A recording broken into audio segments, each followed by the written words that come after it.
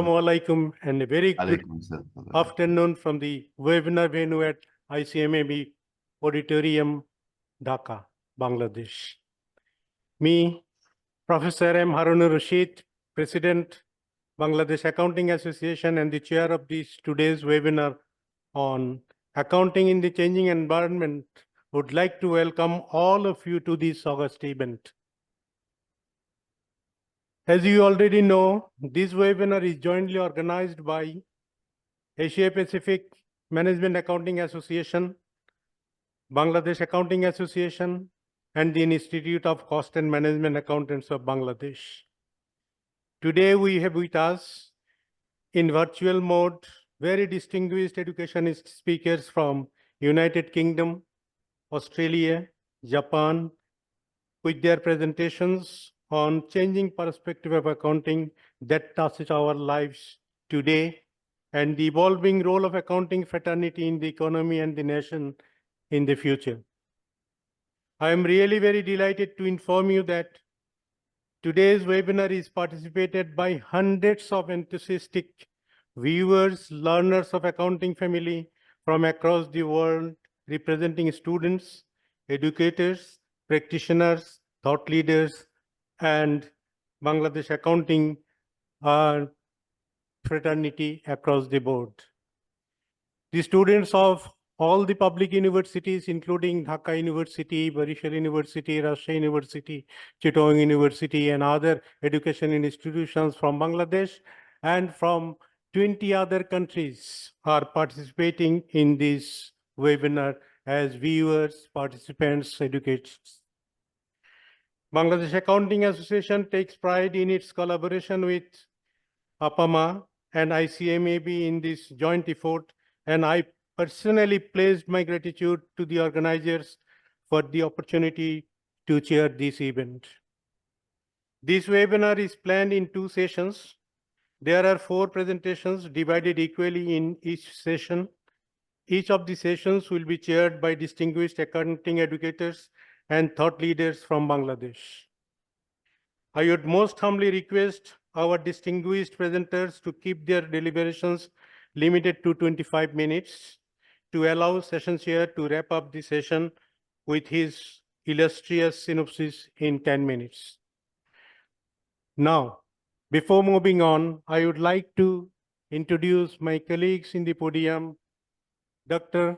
Muhammad Salimuddin, President, Institute of Chartered Accountants of Bangladesh, who will be actually chairing the first session of the webinar.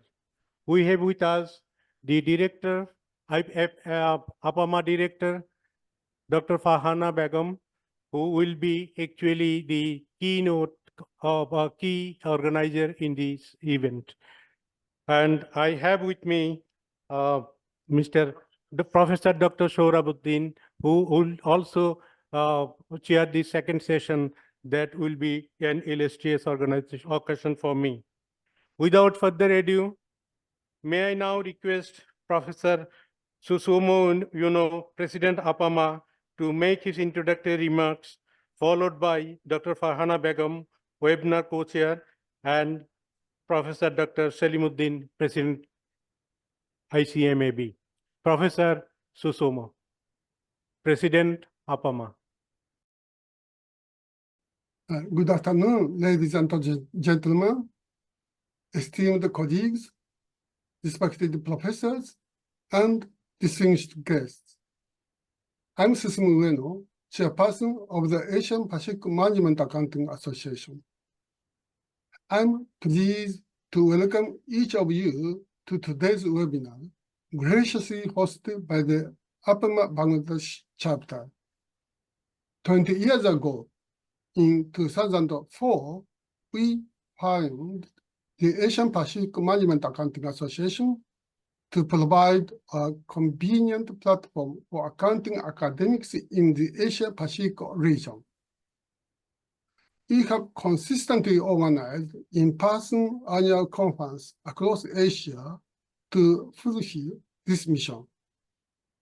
The APMAA webinar series have a significant legacy that spans several years. originating in response to the challenges posed by the COVID-19 pandemic, these webinars have continued to serve our community, evolving through 2020, 21, 22, and 23. Notably, the inaugural webinar by the Bangladesh chapter took place on June 22nd last year, under the theme Management Accounting Education in the Resurgent Era, Role of Academics and Professionals. In collaboration with the Bangladesh Accounting Association, this event brought together thought leaders, academics, professionals, and students from across the globe to exchange insight, deliberate on emerging trends, and explore innovative practices in the realm of accounting and management. Today, we gather for the webinar organized by the Bangladesh chapter in collaboration with the Bangladesh Accounting Association and the Institute of Cost and Management Accountants of Bangladesh. This webinar focuses on the theme accounting in the changing environment, reflecting the dynamic landscape in which we operate. Allow me to provide a brief overview of today's webinar. Our event focuses on two enlightening sessions, each featuring distinguished speakers. In session one, we have the privilege of hearing from Professor Samsul Alam of the University of Derby, UK, who will delve into the topic of allegiance to the CEO. Do co-opted boards suppress ESG disclosure? Following this, Dr. Sohail Kazemian from Edith Cowan University, Australia, will share insights on the triple bottom line accounting for people, planet, and profit. I'm delighted to announce that Professor Sajim Uddin, President of the Institute of Cost and Management Accountants of Bangladesh and esteemed faculty member at the University of Chittagong, will chair this session. In session two, Professor Khalid Hussaini from Bangor University, UK, will offer valuable guidance on tips for international publication in high-quality journals. Professor Masumi Nakashima from Bunkyo Gakuin University, Japan, will also explore financial statement fraud detection models for sustainable financial markets. To ensure the smooth flow of this session, we are honored to have Professor Dr. S.M. Sohrab Uddin from the University of Chittagong serving as the session chair. Before we proceed, I would like to express my deepest gratitude to the dedicated members of the organizing team and the technical staff who have worked tirelessly to make this webinar a reality. A special acknowledgement goes to Dr. Fafana Begum, head lead of APMAA's webinar team, for her exceptional efforts in orchestrating these sessions alongside Professor Dr. Harunur Rashid, the president of Bangladesh Accounting Association. Additionally, I extend my thanks to Dr. Muhammad Chadozman, Dr. Sajim Uddin, Dr. Mamtaz Uddin Ahmed, and Dr. Norma Omar for their unwavering support and contribution to this endeavor. I'm delighted to inform you that the students and faculty of business studies from many reputed Bangladeshi universities are joining this hybrid webinar, including the University of Dhaka, Rajshahi University, Jatia Kaji Nazrul Islam University, Haji Muhammad Danish Science and Technology University, Sheikh Fazilatun Nessa Mujib University, Jagannath University, Pangamata Sheikh Fazilatun Nessa Mujib Science and Technology University, and Begum Rokia University. Additionally, I want to inform you that many ICMAB and BAA members are also in attendance today. To all our esteemed attendees, I sincerely hope you will find today's webinar enriching. Thank you. Thank you very much. Dr. Farhana, Director of APMAA Bangladesh.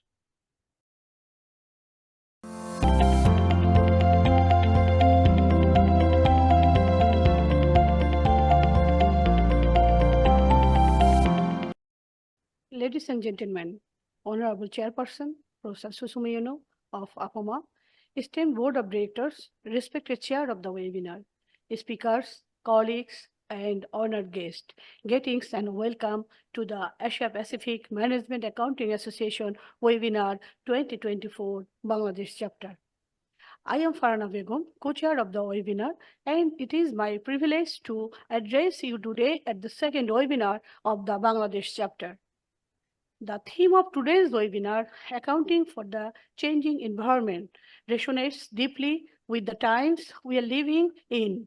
This webinar is designed to be a dynamic platform for exchanging knowledge, fostering dialogue, and embracing diverse perspectives.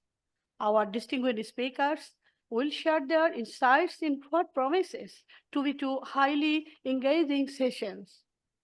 I would also like to encourage everyone here to consider becoming a member of APMAA. Membership offers access to a wealth of resources and opportunities that can significantly advance your career and amplify your impact. The Asia Pacific Management Accounting Association, established in 2004, recognizes its mission to provide a platform for management, accounting, academics, and practitioners in the Asia Pacific region. As a board member of APMAA, I am also delighted to invite you all to the upcoming APMAA International Conference in Vietnam from October 28 to 31, 2024. This conference will be an excellent opportunity for professionals, researchers, and academicians from around the world to come together, share their knowledge, experience, and research findings. Please consider submitting your manuscripts before July 15, 2024. Your presence here today is a testament to your dedication to staying at the forefront of our rapidly changing world. Lastly, I would also love to address Asia Pacific Management Accounting Association, Bangladesh Accounting Association, and Institute of Cost and Management Accounts of Bangladesh, respectively, for their unwavering support and commitments. Thank you for being a part of this significant session. May this webinar contribute to our collective understanding and pave the way for a bright future in accounting. Thanks, everyone. Thank you, Dr. Farhana. Now I would like to request Professor Dr. Selimuddin, President, Institute of Cost and Management Accountants of Bangladesh.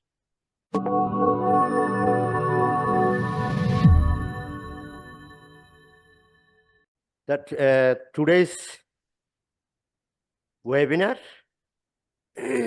organized by the Asia Pacific Management Accounting and co-hosted by the ICMAB, the Institute of Cost and Management Accountant of Bangladesh, and Bangladesh Accounting Association, and the very honorable Chair of the Board of the Directors of the APMAA, Professor Dr. Susumayano, and the co-chair, Professor Dr. Norma Omar, and our today's chair, webinar chair, our very honorable teacher, Professor Dr. Harunur Rashid, and the President of Bangladesh Accounting Association, and webinar co-chair, Dr. Farhana Begum, and we have with us the session chairman, Professor Dr. Saurabh. We have us. We are very pleased to organize this webinar, Bangladesh chapter, especially with the theme of the accounting in the changing environment. We have in this session, we have two papers. Number one is allegiance to the CU. Two co-opted board suppress the ESG disclosure, and another paper is a very motivating paper in the changing environment, TBL, triple bottom line reporting, accounting for the people, planet, and the profit. First paper, the allegiance to the CU, the co-opted board vis-a-vis the ESG performance, to be presented by Professor Dr. Shamsul Alam, who is a professor, especially in the sustainability and accounting. And he has a very impressive, a good number of the paper on the ESG, specifically sustainability reporting, and many papers he has been published in the ABS 4 and ABS 3 and 3. I think he has contributed a lot of articles and attracted by the global media, and like the Forbes, Yahoo News, and the Telegraph, lot of media coverage. He is very expert in the field of the sustainability, especially sustainability and accounting also. Then today's he is going to the present the paper on the topic is the allegiance to CU. Do co-opted boards suppress ESG disclosure? The topic is not only the very interesting, but the topic is very insightful, as because you see, when you see globally, the structure and power of the board is determined by the company statute or the company's articles of incorporation or the company's bylaws, and set the number of board also that in that way. And the board basically decision is a fiduciary on behalf of the shareholder, and the board basically provide the insight, advice, and leadership in order to achieve or in order to protect the interest of the shareholder and the managing risks, and you see the engaging with the stakeholder. But the come to the today's topic is a question. There is a at least the 3-4 word allegiance to the CU and the co-opted board and the ESG performance. We can just 3 words in the title: allegiances to CU, co-opted board, and the ESG performance. Very interesting. The writer has very articulately integrated 3 terms. You see the co-opted board sometimes is a co-option is the process by which the existing CU or the board member appoint the another new board member in the board or in any committee, by which we call is the co-opted board. If after the appointment of the CU, if the board member is appointed, that's at the co-opted board. Before the CU, the board member is appointed, we call it the non-co-opted board. Is the come to the question is about the allegiances to CU. Allegiances to CU, that is the loyal to the CU, that is the obedience to the CU, that is the faithfulness to the CU. But concretely is very, we can see its degree is very, how much loyal to the CU. If you say the 100% loyal to the CU, we call it the co-opted board member term as a yes man to the CU, or core supporter of the CU, or favorite person of the CEO, or cordial person of the CEO, or the helpful to the CEO, or strongly related to the CEO, or the gratefulness to the CEO, or obliged to the CEO. That phenomenon to be discussed by the whether they will impact on the performance, on the ESG performance or not. That will be the main question of the today's research. And I think I'm not going to the just give a lot of, then after presentation I will give to the some input of this. At this moment, I am not going to just waste the time. I welcome Professor Dr. Shamsul Alam to please present your paper. I think our today's webinar chair already told that you will get the 25 minutes time. Try to be just finish with the 25 minutes time. Please welcome Professor Dr. Shamsul Alam. Thank you.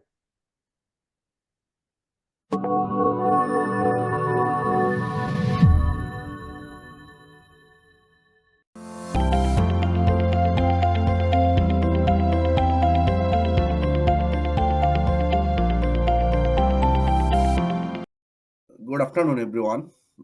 I hope you had a good lunch. Yeah, it's early morning in the UK. But let us start.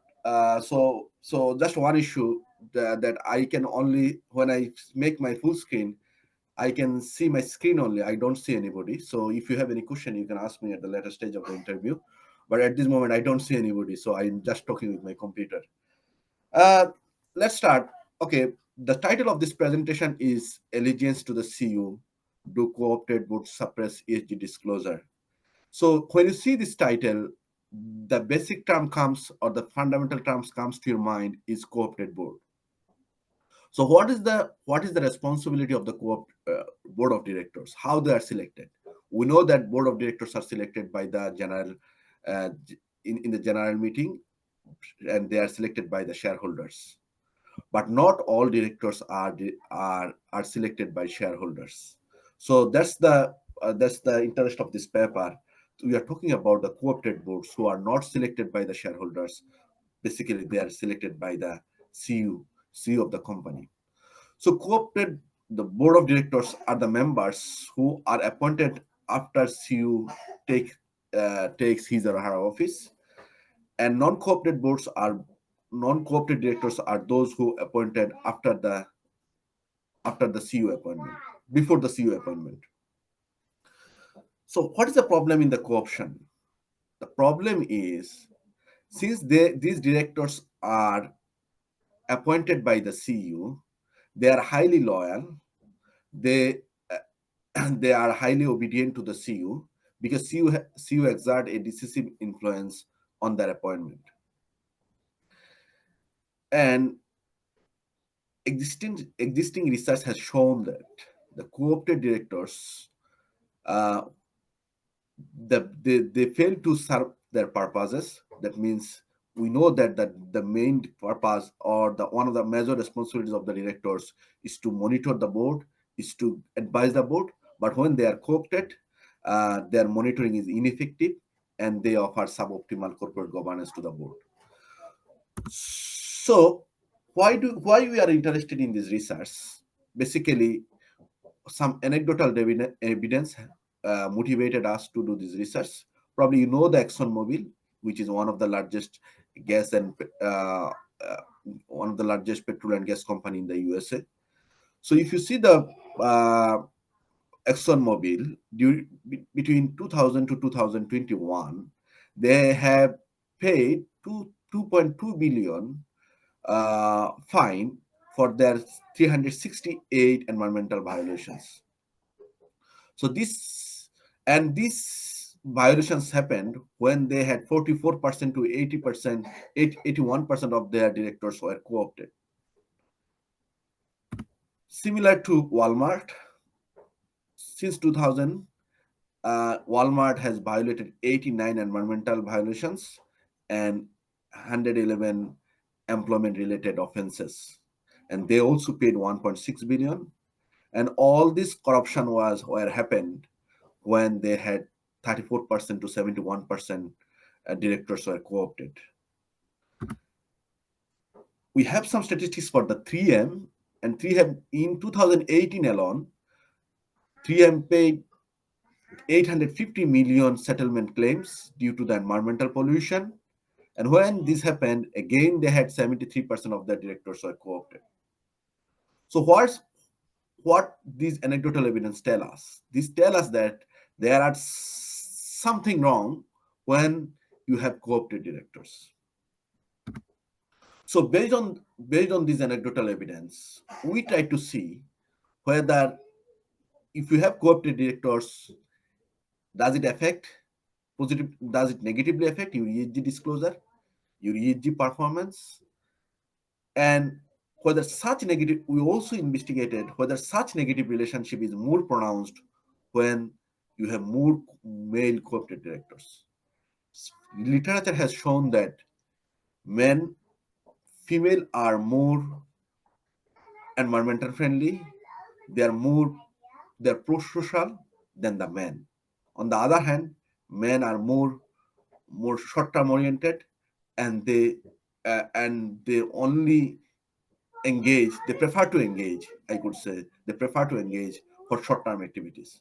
So that's why we hypothesize that probably men are more female are more environmental friendly than men. And then in our third research question, we try to see how can we mitigate such negative impact, probably whether if we improve farm information environment and external monitoring, does it improve farm ESG disclosure? And finally, we also check whether co-opted director non-co-opted director enhance farm ESG performance. So these are the 4 research questions we tried to explore. So let me focus on some theoretical arguments. So we used a number of theories. We first used the agency theory. Many of you are familiar with the agency theory.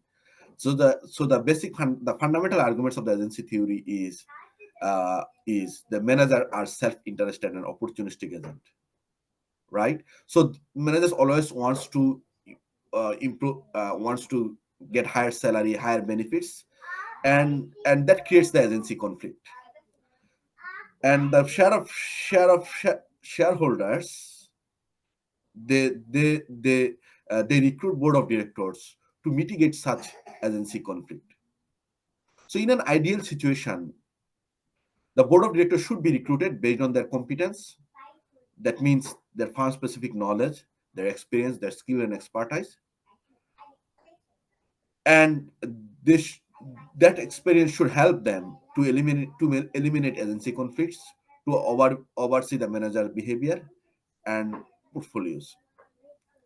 However, when they are co-opted, when the board of directors are co-opted, so that means if they're selected by the CEO, if they are appointed by the CEO, those directors often fail to engage appropriate monitoring, and they hardly involve with any activities that benefit to the society. So that's why they ignore the need for the other stakeholders except shareholders.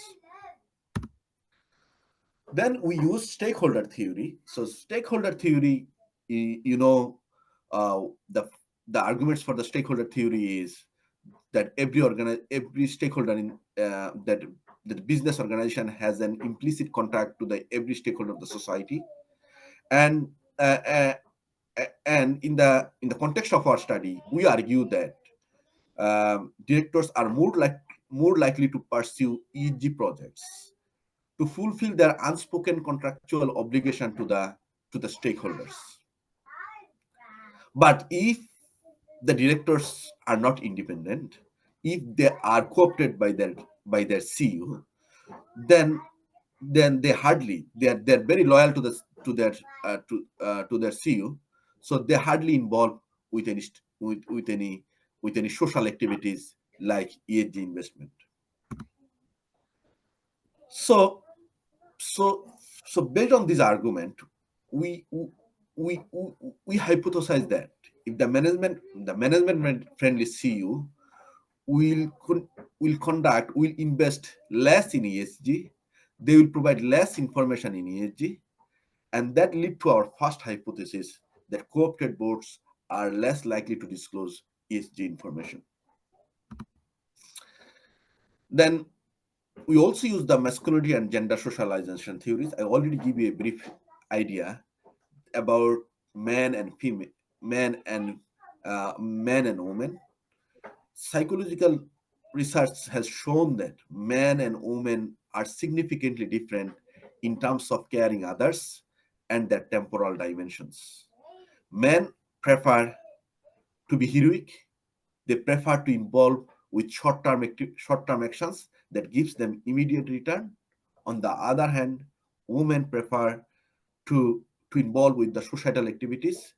They are compassionate to the society, to the others, and they prefer to have long-term relationship. So based on this argument, the research has already shown that the female directors they invest more in environmental activities. But in this study, what we tried to see that whether such environmental friendly behavior of female directors still exist when they are in co-opted setting. So what we tried to hypothesize here is that the effect of board co-option on ESG disclosure is stronger in firms where board co-option is male dominated rather than female dominated. So this paper is basically a very highly qualitative paper. So from now on, you will see a lot of numbers. But I suggest you don't go those numbers. Just try to follow my discussion. I think that would be helpful for you. I try to summarize those numbers so that you don't need to follow all those numbers.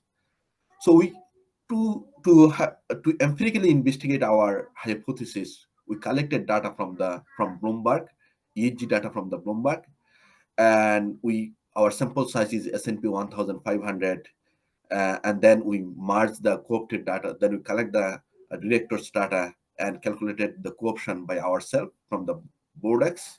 So altogether, we have 10,150 farm year observations for 1,030 US farms. So here are the variable descriptions. We have number besides our variable of interest. We have number of other variables. Number of other control variables. But our two main variables are ESG and co-option. So ESG is, as you know, environmental, social, and governance score. We collected from Bloomberg, and that ranges from 0.1 to 100. So the higher the score, better the environmental, social, and governance performance of that farm. The co-option, so the ratio of the co-opted directors to the total board size, and that we collected and processed from the BoardX.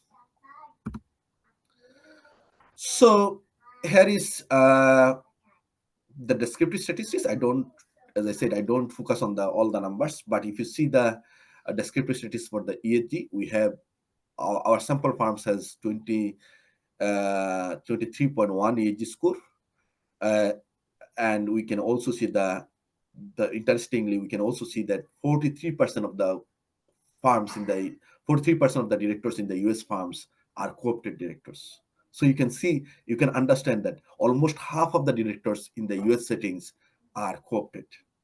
So that shows us the importance of this research.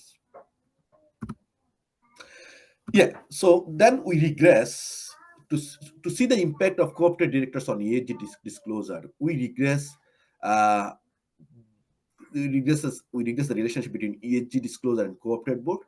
And as you see here, there is a negative relationship, as we predicted. So that there is a significant negative relationship means that if you have more number of co-opted directors, your performance in ESG will be lower. And interestingly, if you see the term here, T-1, T-2, T-3, it tells you that the longer the co-option exists, the significant negative relationships also become stronger. So they become more loyal to the CU if they stay in the board as a co-opted for longer time, and that increases the negative performance to the ESG disclosure. Then we also used different calculation of the coefficient, and we also find the similar results.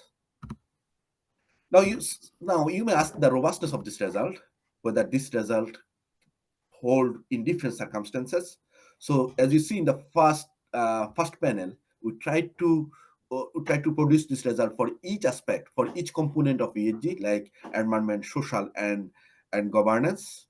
And then we also try to we exclude some industries, exclude some some industries. We try to exclude the GFC, a global financial crisis effect, and we also added different control variables to see whether our results hold in different circumstances. And we can confirm you that our results hold even in different subsamples. Now, those who are interested in academic research, you know that that endogeneity is a major concern for econometric analysis. So we try to see whether our results our results are robust against endogeneity concerns. So we used difference in difference estimations. We used propensity score matching. We used a quasi-natural experiment, and after using all of these identification strategies, we ensured that our results hold. So this means the negative impact of coefficient on ESG disclosure is more likely to hold even after even after considering most of the endogeneity concerns. So then let's move to our second hypothesis. So probably you are now interested to see whether such negative relationship exists if we have more female directors or if we have more male dominated directors. And that's what we have investigated here. What we find, as we predicted, that the negative relationship of co-option directors on ESG is more prevalent when the board is male dominated. When the board is male dominated. So that's support our hypothesis, or that support our argument that men prefers to be heroic, men prefers to be involved in short-term activities, and they don't involve in ESG, which gives the long-term return. On the other hand, if you see the female, we don't see that negative impact. We see that positive impact, but we don't see that significant positive impact. So maybe, as we see, the board still have less number of female directors, and their impact is not that much prominent. Their positive impact to the sustainability is not significant because their number is less. So from this result, we understand that yes, if we recruit more female directors in the board, that helps to reduce the co-opted relationship between the directors, but male directors who are mostly obedient to the CEO, and that Professor, affects sorry for interruption. You have 4 minutes only. Yeah. I'll try to finish. You are thank you. Yeah. So now the question is, how can we mitigate this negative impact? Okay, so we can mitigate this negative impact if we improve farm monitoring and farm information environment. So, and we try to investigate that impact by using different proxy of information environment and a different proxy of external monitoring. So we argue that if we improve the information environment of the farm and monitoring activities, that will improve their ESG disclosure even in the co-opted setting. So co-opted setting is a very complex issue, but even in the co-opted setting, if we can improve the farm information environment and external monitoring, so that can improve farm ESG performance.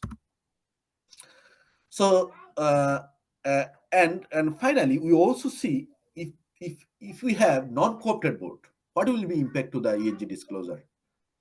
So interestingly we found that if we have non-co-opted directors, that improves farm ESG performance. So overall, we try to provide an exclusive findings regarding the relationship with the cooperative directors and ESG findings and ESG disclosure, and we showed evidence that the relationship is negative between cooperative directors and ESG disclosure, but this relationship is more prevalent when the cooperative directors are male, and we have shown you that the solution for this, one of the solution is we need to improve the farm information environment, and we need to increase the external monitoring of the farm. Thank you very much. It's a very big paper, but I tried to summarize within 20 minutes most of the findings. It's a mostly highly quantitative paper, but I tried to tell you the story of our basic findings. Thank you very much. Thank you so much, Professor Dr. Shamsul Alam, for your very excellent presentation, I should say, and you demonstrated the poorer performance, ESG performance in the environment of co-opted board. And there, before you coming, I told that the co-opted board member finally that is highest magnitude, is the yes man to the CEO, is a core supporter of the CEO. Okay, I should thank you for your nice presentation, and I think I will give the remark after presentation of the next paper, because we have a time constraint. At this moment, I welcome Dr. Suhail Kasmain for his presentation on the triple bottom line reporting. As you know,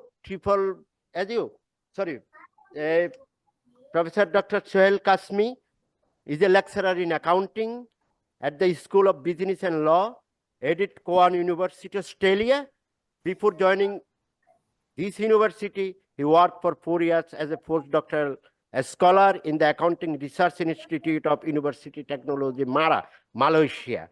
And his main research is very important. Main research are the carbon management, totality of the sustainability, climate management, sustainability reporting, corporate sustainability, and the market sustainability reporting, market orientation. He has a lot of international presentation, and he is very totally expert in this triple bottom line reporting. As you see, the reporting of the sustainability, we are calling the social and the environmental, in addition to the profit, is a demanded by the nowadays demanded by a lot of stakeholder in the world. Without the reporting or the accounting of the planet related and the profit related, there is a 3 layer in the reporting. One is the profit layer, another is the environmental layer, and third is the social layer. Without the environmental layer and the social layer, the lot of stakeholder, no business is in the world is a sustainable in a longer term. So the today's topic, triple bottom line reporting, we call the people, planet, and profit, is very important for us, as because of you see the 3 people encompasses that term is that people that assess and evaluate the favorable and fair business practice that firm offer to the employment of the disadvantaged people, and especially to emphasis on the society's welfare in any term. And come to the point, is a profit. It's basically referred to the economic value creation by the firm business. Whereas the planet is the sustainable environmental measures a firm must use to address their environmental impact on the environment and the planet. We have a target globally 50-50 and by 2050, the net zero by 2050, our climate change or environmental, whatever the environment, to be free from any what is called the any disadvantage from the people and the planet by 2050. That is our global agenda. In that context, the today's paper is very important and very meaningful, not for the society, is for the academic, for the accountant, and for the decision maker. This paper is very, and is a common business language. Nowadays is a common business language for any business enterprise, accommodating the not only profit, people, and planet also. With these few words, I welcome Dr. Suhail Kasmi to present your paper.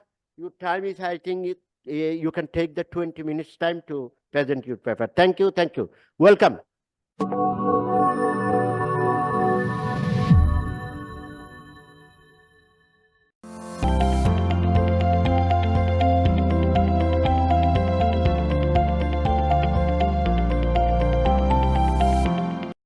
Bismillah ar-Rahman ar-Rahim.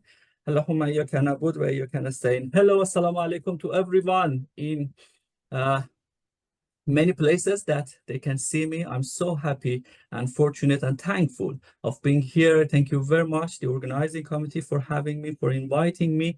I hope I can use this magnificent opportunity to share part of the research that we are conducting here at here in Australia, Perth, at Edith Cowan University. Triple bottom line: accounting for people, planet, and profit. This is the table of contents and present outline of our presentation today: introduction, definition, and then I go through different aspects of triple bottom line. And then based on the research findings, we will talk about benefits of implementation of triple bottom line accounting and challenges or drawbacks. Okay, what is accounting? First of all, we want to talk about triple bottom line accounting. But first, we need to define what is accounting. Accounting is a very important part of human science. Human science is called to whatever which is related to human well-being, how human can live better, how human can survive better. Human science is related to whatever science, whatever knowledge we require in order to provide human beings with a better life. As you can see, as I've shown in this image, you can see the balance, emotion, vision, whatever knowledge that can help human beings to live better can be categorized as human science. But as we know, emotion, vision, and whatever related to human cannot be really fulfilled unless in this era, the human beings feel safe and stable financial-wise. So therefore, it is expected that accounting helps human being science to level up in relevant areas. That's how important accounting is within the human science area. Accounting may well be on its way to becoming the queen of the human science. But how? Here is the main question. What has been defined here as a solution or as a way for accounting to level up the human science and its role in human science is triple bottom line accounting. Triple bottom line first has been defined by a management consultant named John Ellington in 1994. He was from UK, and he believed that rather than accounting, rather than focusing only on one single aspect, which is profitability of the company, needs to focus on different aspects. For example, how company is dealing with its people, not only internal people, external people, how company is dealing with the environment, with the planet. So the TBL, or triple bottom line, is an accounting framework incorporating three performance dimensions. First, it embraces social people. Later on, I will talk about what kind of people and who exactly, what are we talking about. environmental, planet, and financial profit. This differs from traditional reporting framework, which only focus on one aspect. Traditionally, when we were talking about financial reporting in, for example, balance sheet, income statement, only profit, only money, only financial aspects of the company has been elaborated. But now we want to take one large step beyond what we have already expected, and we want to talk about a very more comprehensive topic, which is called triple bottom line. So as you can see, people sits in the top, planet on the left, and people and profit on the right. And in the center, we're going to have sustainability. When we follow people, planet, and profit strategies, we will have sustainability in our company and in our environment and in our society. Example, you may think that, okay, this is long way to go for reaching there, but let me give you some examples. Have you ever noticed when you want to purchase, any specific clothes from any well-known brands, for example, Nike, sportswear, it has been indicated that 100% produced from recycled material, okay? This strategy has been implemented, has been applied in order to fulfill the triple bottom line. The sportswear brand Nike has refocused its energy efficient strategy, including investing in innovative material and launching sustainable process to make and remake product material. That means when they collect the used material, the used clothes, they try to come up with new production using some already used material. They all already following triple bottom line of accounting in order to reach sustainability. Or another example, outdoor clothes company, the North Face, puts sustainability at the heart of its business practice. It supports this through 4 actionable commitments. First, develop circular system to recycle previously owned clothes and reuse raw material. Number 2, use 100% responsibility source fabric by 2025 to work with retailers and suppliers to reduce the environment footprint and to eliminate single-use plastic packaging by 2025. Now, let's talk about different aspects of triple bottom line, starting with people. When we are talking about people, what people we do mean? Actually, we are talking about stakeholder of a company. Based on stakeholder theory, whoever may have some impacts on the company's performance or may get some impacts from the company's performance could be categorized as the stakeholder of the people, as a stakeholder of a company. That means if we want to reach the sustainability, we have to focus on the people that we are dealing with. For example, if you can see that 12 weeks for parental leave is given in some companies, that means they are focusing on the people that they are working for the company. Customers, suppliers, employers, community are the people that we are dealing with. So we cannot reach sustainable performance in our company unless we fulfill, unless we please the people around us, the people that they are working with us or we are working with them. If a company establish a branch or a site or a factory in a village, right? The company manager cannot just ignore the comfort and the living style of the people, rural people in that village, because those people in that village now are a stakeholder of the companies. Previously, stakeholders were defined as only those people who have impact on the company, but now based on the newly revised definition, those people who may get some impacted from the company's activity also should be defined as the company's stakeholders. So to fulfill the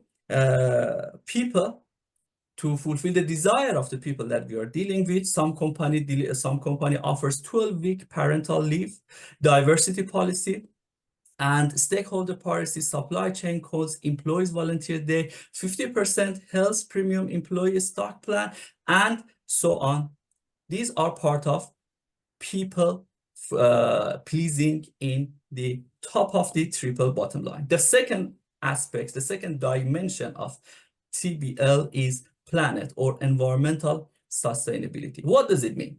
It means that if we keep making money without considering the situation of the planet that we are living, without considering the circumstances of our surrounding environment, the company at the end of the day reaches nowhere, because we cannot live with a pocket full of money but with no air to breathe. So despite triple bottom line theory being 30 years old, the environmental element has never been more relevant than today. The key metrics for measuring an organization's environmental impacts are carbon footprints, which means how much a product produces carbon in entire life cycle of its from the production until the recycling process, energy use, water consumption, and waste production. So businesses can reduce their reliance on fossil fuels and choose more eco-friendly methods of transport, such as reducing air travel and switching to electric vehicle. Business can also improve their waste management, use more ethically sourced material, and implement energy efficient IT service. When we are talking about planet as one of the main dimensions of TBL, actually some very clear example of implementation of TBL could be zero waste initiatives, or 5 conferences already conducted about carbon zero, as Professor already mentioned before I start. 125,000 miles truck, hazardous waste material, employee driving to work, office catering, water intensive process, energy use in manufacturing, and office energy use. These are part of each company's planet dimensions in TBL. And the third one is profit or economic prosperity. Profit is very, very important. Who doesn't like money? Who doesn't like being profitable? Who hates being rich? Actually, being rich is not against any religion or any school of thought. All the religions in all around the world encourage people to have a better life, to live a better life, to have more profit, to have more money. But in one condition, we are not allowed to destroy other people's life at the expense of making ourselves rich. This is the main point. So triple bottom lines offers this framework and says, hey, if you want to be rich, that's okay, that's fine. You still can have a very profitable, very powerful and highly perform financial advice company. But you must pay attention to other people's lives, and you also need to pay attention to the environment and use that money for making the environment safer and better place to live for everyone. That's how, and that's why all the religion in all around the world, including Islam, encourage everybody to become rich, but become responsible. This is the main point. So becoming rich means you are paying more tax. Paying more tax means government will have more financial resources to make a better society, to make a safer city, safer towns, and have a better social services for everyone. So profit, when we're talking about profit in the TBL framework, for example, 12% annual revenue growth, governance policy, verified risk management, 10% operating cost reduction, and community investment policy. So if you see some of these, one or some of these in any company's mission and vision, that means the company is practicing or implementing triple bottom line framework in their organizational structure. But here is where the story starts. Actually, from this point on, I'm going to share the findings of one of our paper which has not been published yet. It is under review, so I will try to share the findings as much as I can and let you know how it is going on in Australia. Integrating the triple bottom line is very, very important. I have already described the three dimensions of TBL separately: people, planet, and profit.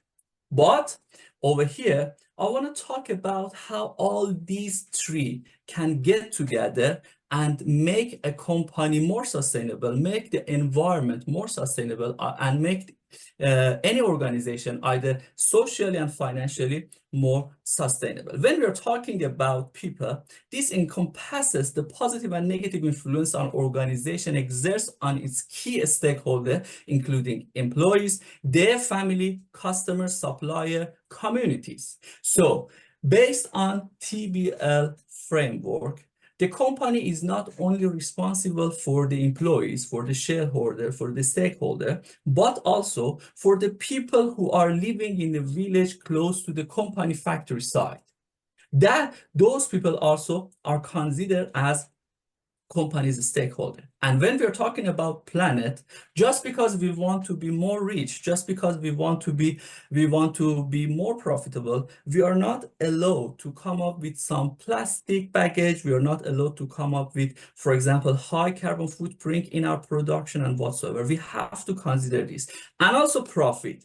Profit is very, very interesting. Based on our research, the top management of multinational companies in Australia define profit very personal. For example, when we are talking about profit, the first thing comes to our mind is something that can our life more reasonable, better, comfortable, and whatsoever. So how about this? If we change the term of profit with prosperity, then we will understand that the profit that we are making is not only for us or our family or our company. It is going to benefit everyone in the society. How? The more profit I earn, the more tax I pay. The more tax I pay, the more financial resources the government will have to invest in different aspects of the social services that it is providing for the company. So while some profit is necessary for organizational sustainability, it should be viewed as a means to achieve broader goals rather than an end. By emphasizing impact on people, planet, and prosperity as goal in their own right, TBL framework accounting aligns more closely with L. Kingstone's original intention, which was minimizing negative impacts and maximizing positive impacts on all three dimensions. Okay, so there are some benefits and there are some challenges in a way of implementation of triple bottom lines. What are the benefits? I try to make it summarize to respect the other people's time as well in this very valuable conference. Based on our research, the top management of multinational companies in different industries, including mining, including travel agency and whatsoever, some of the benefits that they have elaborated are as listed from the most important ones to least important one. Enhanced corporate reputation. Based on legitimacy theory, all the companies are trying to be looked legitimate from the in the eye of public. Therefore, companies are happily report their sustainability, despite of the fact that it's not mandatory, but they are still reporting sustainability. What is the reason? They want to be looked legitimate. They want to enhance corporate reputation. Companies that prioritize social and environmental responsibility through TBL accounting often enjoy a stronger reputation among consumer, investor, and other stakeholders. Positive perceptions of corporate social and environmental initiatives can increase brand loyalty, trust, and goodwill among different holder. The second important one, improve risk management. Each company throughout its life is facing different risks. Risk of facing bankruptcy, risk of facing fraud, risk of facing earnings management practices by the manager, risk of losing its potential customer. But if they apply triple bottom line, people, planet, and prosperity, the risk that they are facing would be mitigated. You know why? Because if they are facing such, for example, COVID-19, huge pandemic that everybody in the world faced, right? They can simply talk to their customer as their potential financial resources, and they can mitigate those risks easier. By proactively addressing issues such as supply chain disruption, regulatory compliance, and reputational risk, companies can enhance resilience and reduce vulnerability to adverse events. Number 3 is cost saving and efficiency gains. For example, reducing energy consumption, waste generation, and resource usage lowers operating expenses and enhances resources efficiency and productivity. So by saving planet, by not spending too much fossil fuel or other resources for our daily usage, we are not only saving the planet, but we financially save ourselves. That would be a very cost saving.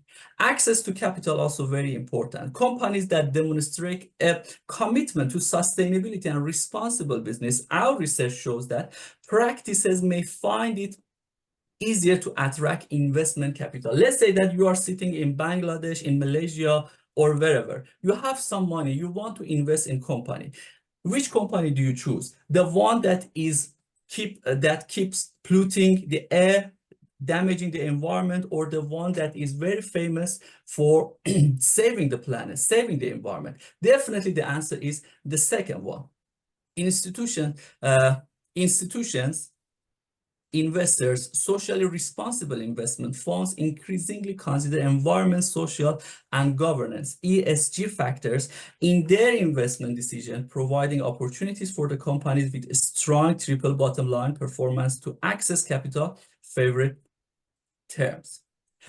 And the second number 5 would be innovation and market differentiation. That's also very interesting. By addressing unmet social need, environmental challenges, companies can differentiate themselves and capture new markets opportunity and gain competitive edge. That means if we are the manager of a company and we want to address something that has not been addressed, for example, in beautiful country of Bangladesh, then new doors will be open to the company. That new doors will bring more financial opportunity, more investment opportunity for the company.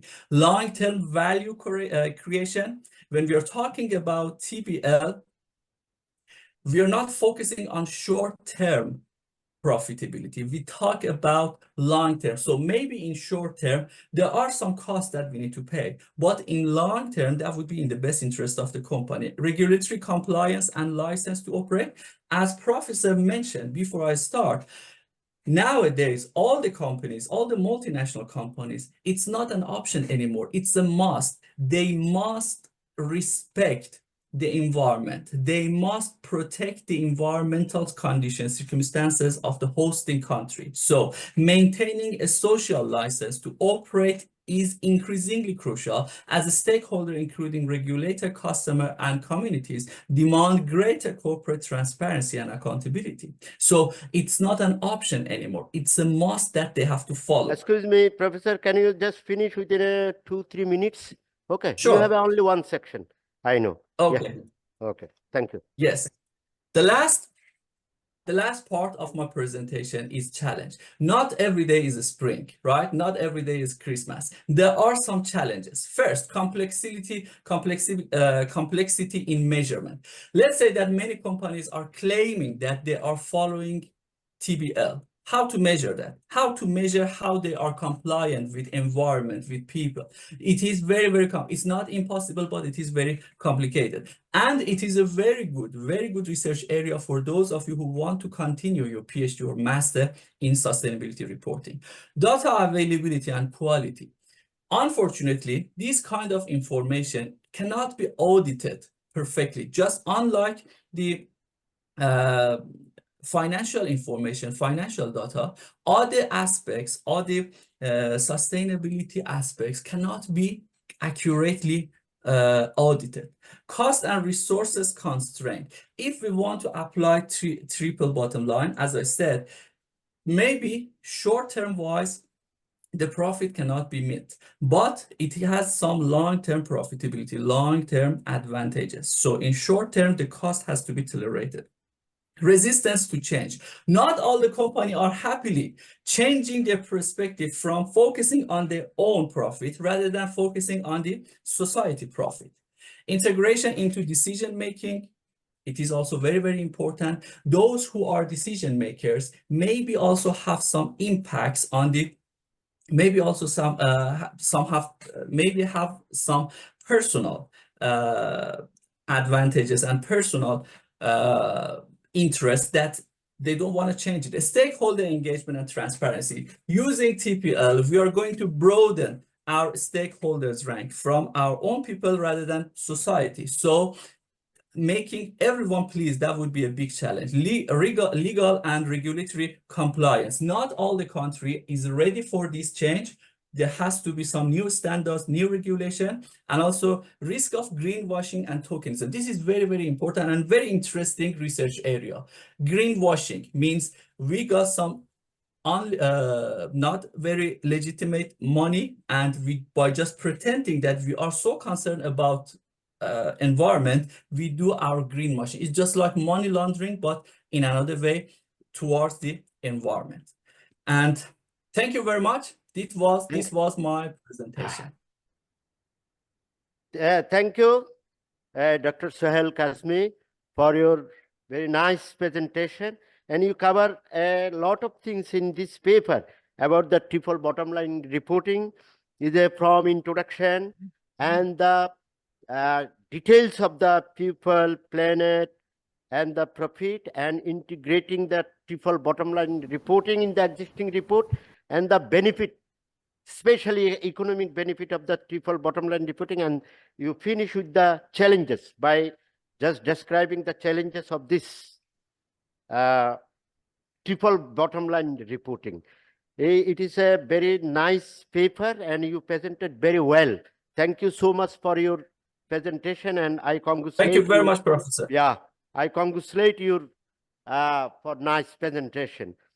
Okay, then as a session chairman, I think I have to give the some not the input, just discuss with these two papers. First of your paper, triple bottom line reporting. If I started from the what is called your conclusion as a challenges, is very big thing for the challenges of the implementing and integrating the triple bottom line reporting. As because we go for the details of the sustainability reporting, ESG reporting, then we have to be very successful in the organization for integrating and implementing the triple bottom line reporting. We are always favor the reporting of the profit, but very keen interest by the corporation to include the people and planet, as because they are seeing a lot of challenges and a lot of disadvantage also they are assuming in a short term. But in the long term, then I am telling you, then in the integrating and implementing the TBL, triple bottom line reporting, we call it 4C. Number one, you already, number one, 1C is a cost implication. All the time then, 4C. Another C is a contradiction, is a measurement contradiction or whatever this about the people and the planet. And the third is the complexity. And the fourth C is the confusion. Then in around the world, a lot of standard setter on the people and planet. But the national regulator still is not in a position to come in a consciousness whose measurement, whose criteria will be used in reporting the people and planet. And another thing I have seen is what is called the main driver of the TBL sometimes is a proactive response. Three types of the driver: proactive, reactive, and the risk-based responses. Proactive, we call for survival, avoiding of the regulatory interference, we call is the proactive. Another thing is the preventing the corporate image, and the another thing is the corporate image and the perception. These are the very proactive responses, is a driver of the TBL report. And another report is the reactive responses. What we call we are very reactive response to the media attention. Forgetting the media attention, we can do a lot of things, but which you also mentioned is a greenwashing. And the industry affiliation, forgetting the industry affiliation, we are very reactive. And the response from the community and the society, etc., etc. And risk-based all the time is very important driver for the TBL reporting. Effect on the financial and market performance is one of the most important driver for implementing in the what is called the TBL reporting. Then I'm moving to the next paper, what is called next, another paper presented by the Professor Dr. Samsul Alam. It's very interesting paper, I should say, and interesting the allegiance to the CU. To co-opted board suppress the ESG disclosure. It's very important, important paper nowadays in the changing of the landscape of the environment whole globally. Is very important, the role of the board, and especially co-opted board member and non-co-opted board member. Not only in the developing country, developed country, in etc. everywhere is very, very crucial role. As because the co-opted findings of the many study, not only the findings, if you sit 2 hours in any board, then you will see who are the co-opted board member, who are the non-co-opted board member. As because of the findings study that the corporation with the co-opted director tend to further ESG. Is this universal? I am not saying the universally, it is true, have a poor ESG performance. Consistent with the managerial role, you see, with the co-opted director representing the weaker mechanism of the corporate governance, with the ineffective monitoring rule. I am telling you just some research finding of this similar with your presentation today. As the CEO especially appoint the co-opted director, he or she anticipate that they will support the CEO, or almost I told yes man to the CEO, because I am telling from the practical point of view in allegiance, in a state of the allegiance, I like to use the yes man to the CEO is the director agenda, and less closely monitor the CEO performance. Co-opted director only the help prioritize their short-term financial objective. And existing research, you see, co-option is associated with the lower employee welfare, less R&D productivity, even lower dividend payout, and greater corporate manipulation they are involved. It is revealed in many literature of the world, and you can, if you sit in the board, you will see that truth will reveal in your mind all the time. Then co-opted director less engaged and involved in the strategic decision making. They are not interested. As a result, they don't give any strategic advice, diminishing the board ability to create the value. And I am not just going for a very detailed, therefore we should focus on the board independence, especially board independence, which increase the ESG performance. And from your paper, we got the lesson that both gender diversity improve the ESG score, document that, and increase in the proportion of the co-opted director diminish the effectiveness of the monitoring. Many studies also find that a strong and positive relationship between the co-opted director and corporate misconduct, I'm telling you, is also one of the most finding in literature, not only in literature, practically it is happening in around the world. Regarding the environment, studies discover that the firm with the higher co-opted director pays the higher climate risks. I'm telling you. So with this, I think our time is finished. Next session will be started 3:15. Then it is almost the 3:15 time. Okay. Then I must thank all the audience and all the organizing committee and the team member and all the audience connected with the webinar. I am offering my thanks and gratefulness to you for the patient hearing of the two presentation. And I also finally congratulate the two Professor Dr. Shamsul Alam and Dr.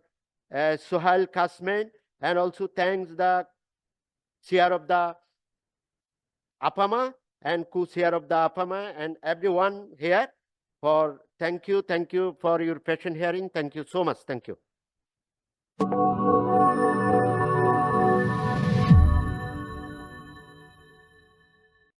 Well, thank you very much for timely conclusion of the first session. Professor Selimuddin, thank you so much for your wonderful management of the session 1 with 2 presentations, and also our thanks from the organizing committee to the presenters, Professor Dr. Shamsul Alam and Dr. Suhail. Now we are moving to our second session. Without further ado, I would like to invite Professor S.M. Sohrabuddin to conduct this second session with 2 presentations as well. So the presentations will be conducted, and the Professor Sohrabuddin is invited to conduct the sessions. Thank you.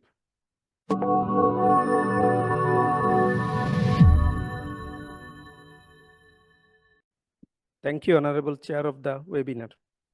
Honorable Chair of the webinar, Co-Chair, Honorable Chair of APMAA, and the keynote speakers that you have for today's webinar. Dear participants, a very good afternoon to you all from Bangladesh. On behalf of the organizing committee, I am S.M. Sohrabuddin, Professor, Department of Finance, University of Chittagong, welcoming you all to the second session of today's webinar on accounting in the changing environment, jointly organized by Asia Pacific Management Accounting Association, the Institute of Cost and Management Accountants of Bangladesh, and of course, Bangladesh Accounting Association. Ladies and gentlemen, just before the previous session, in this session also, we have 2 papers. The first paper is going to concentrate on tips for international publication in high quality journals, and the second paper, which will be on financial statement fraud detection models for sustainable financial market. Definitely, these 2 papers also will contribute to today's theme, that is the accounting in the changing environment. The first paper is going to be presented by a professor who has been in the teaching profession for the last 25 years. He himself involved in a good number of research publications, and to be exact, if I want to mention, he already published 250 articles in peer-reviewed journal.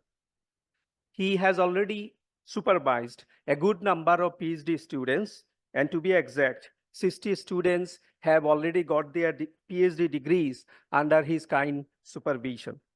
He has been working as an examiner for a good number of PhD dissertation, and again, to be exact, 160 PhD dissertation he has already examined. Ladies and gentlemen, I'm talking about a professor from UK who is none other than Dr. Khaled Hussaini, who is a professor at Bangor University, UK.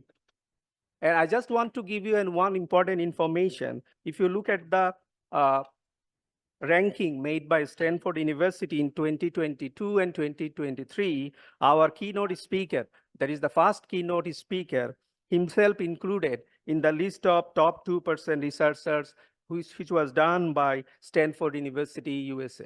Without any further delay, ladies and gentlemen, put your hands together to welcome our first speaker for this session, Professor Dr. Khaled Hussaini.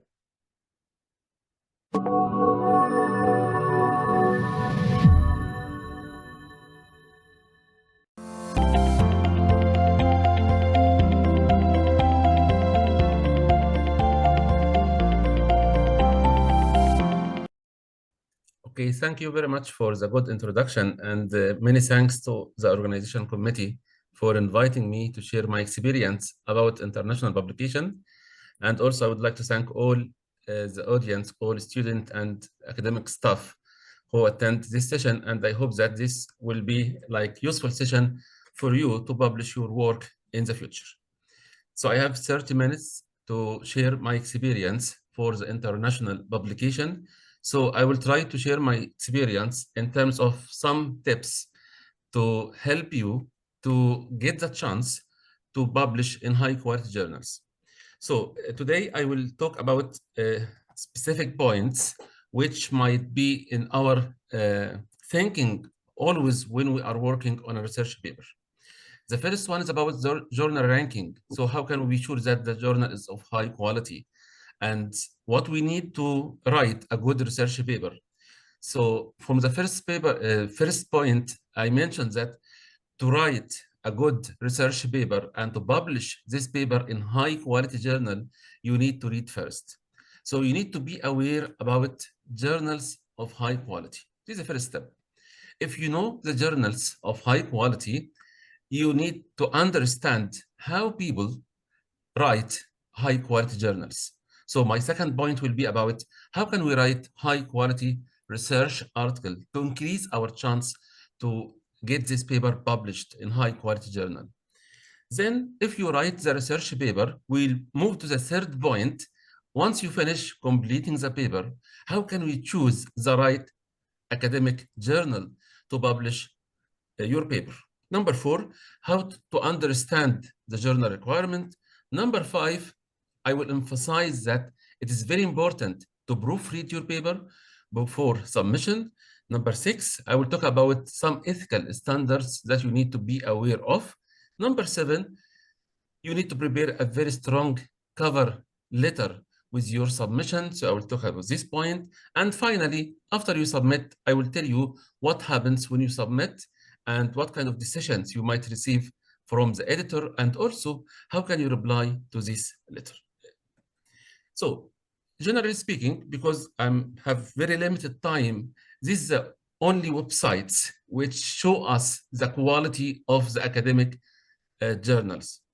So if you look at Scopus, if you look at ISI, if you look at ABDC, if you look at ABS, all these websites give us access to the academic journals of high quality. So if you are interested in accounting, and if you aim to publish good research in accounting in good ranked journals, you should be aware about these websites, because from these websites, you can get information about high quality academic journals in accounting.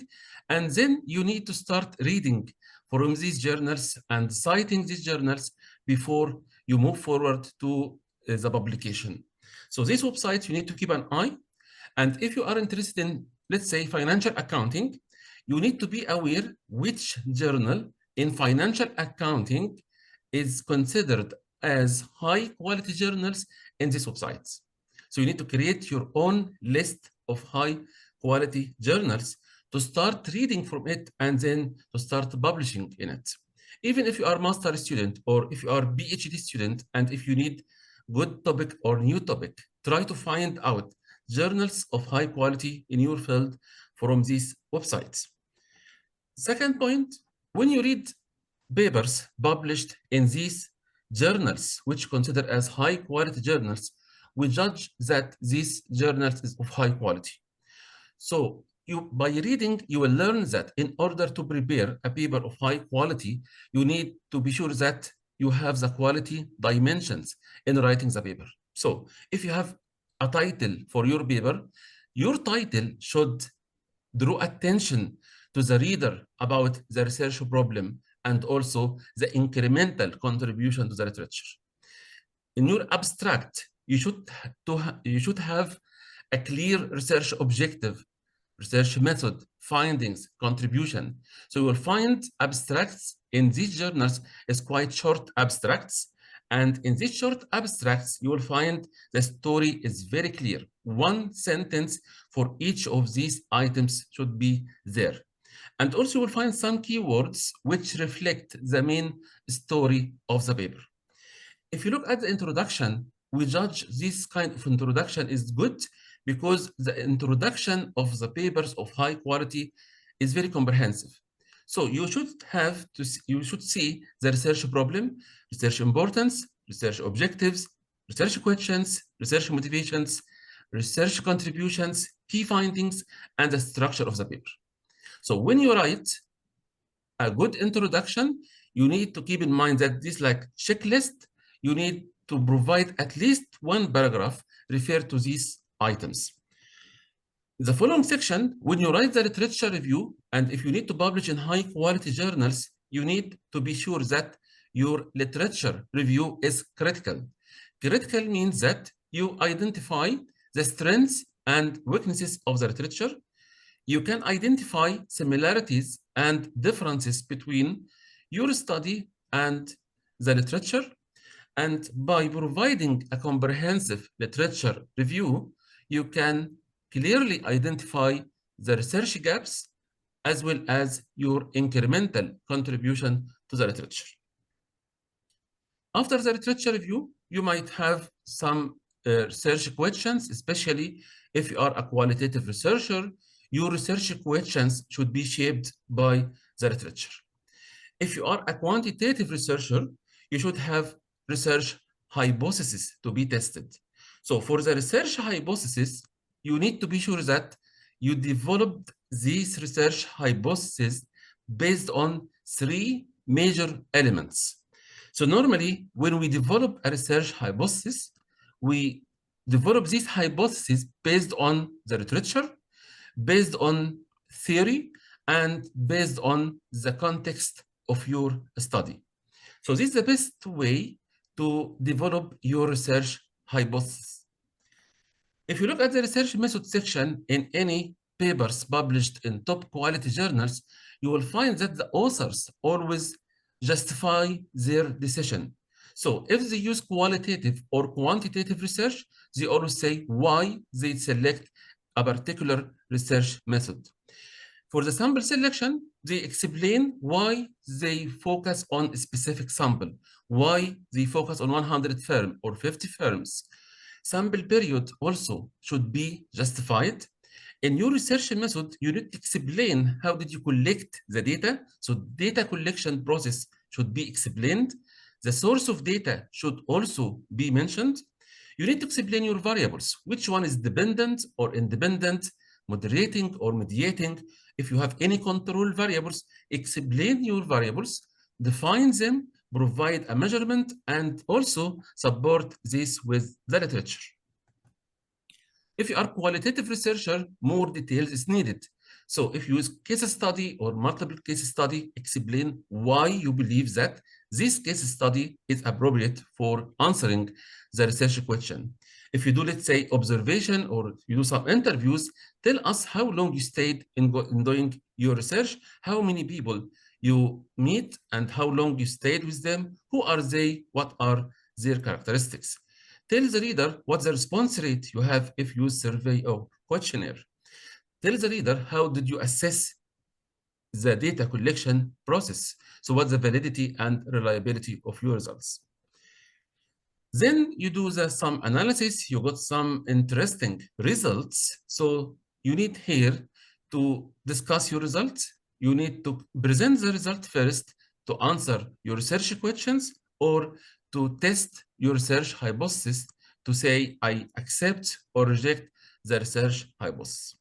For the quantitative research, normally when we present the result, we provide evidence from the table to support our discussion about the result.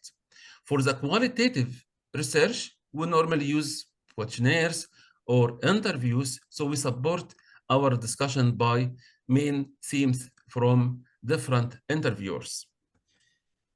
Discussion here is very important. So when you look at any top-ranked journals, you will find that after the author presents their findings, they discuss the findings. And if you have a section called discussion, this will be much better.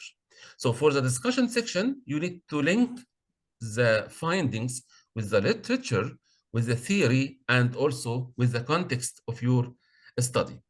Last section of your paper will be the conclusion. So for the conclusion, you try to provide a brief answer to the research questions.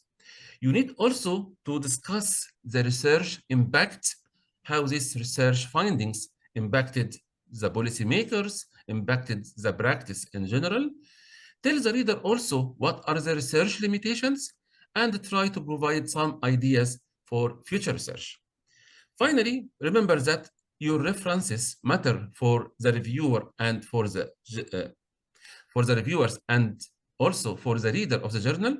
So be sure that your references came from journals, articles published in top-ranked journals. When you submit to a paper, try to cite some relevant paper from the journal you are submitting to, and these are the most important ones. So now, suppose that you finish your paper. What's the next step after you finish your paper? As soon as you finish your paper, please don't submit the paper directly to the journal. So there is no need to be in rush in submission. Once you have a draft, try to get feedback on the paper to improve its quality before submission. So once the draft is complete, you can share this draft with one of your colleagues to read the paper and to give you some feedback. You can ask your advisor or supervisor or mentor to give you some feedback. You can also present this paper in a workshop or a seminar or a conference to get some feedback. And once you receive feedback from anyone, you need to acknowledge this feedback in your paper. So this is the kind of acknowledgement. You will say that I would like to thank Professor Khalid, for example, for his useful feedback. If you present in a conference, you need to acknowledge all the feedback you received from any conference participants or any persons. So now the paper is finished. You got some feedback. You will move to the most important step, which is selecting the right journal. So the best way to select the journal is to look at the list of references at the end of your paper. So try to see which journal you cited most. So if you found journal X is cited about 10 times compared with other journals, you should put journal X as a target journal. So you need to look at the aim and scope of the journal. You need to do some homework. You need to see if the journal is indexed or not, if the journal is peer-reviewed or not, if the journal has impact factor. So based on the journal which fit well with your topic. Before submission, you need to understand the publication requirement. So each journal has aim and scope. So you need to be sure that your paper match the aim and scope of the academic journal you are planning to submit to. Also, when you read the scope and the aim of the journal, you will find that some journals might have some specific orientation. For example, if you look at Journal of Accounting and Economics, they are keen to publish quantitative research, specifically the research linked accounting with stock market. If you look at the accounting review, they prefer to publish research which use US data. If you look at accounting history, you should have something about the history of any accounting phenomena. So here, by looking at the website of the journal, you will understand the orientation of the journal. You will find also the special interest of the journal and their preferences for accepting papers. Also, before submission, I strongly advise that you need to read the most recent papers published in the journal. You need to ask colleagues to learn from their expertise. You need to follow the style or the instructions to the authors. Check also the editor and the associate editors' publication.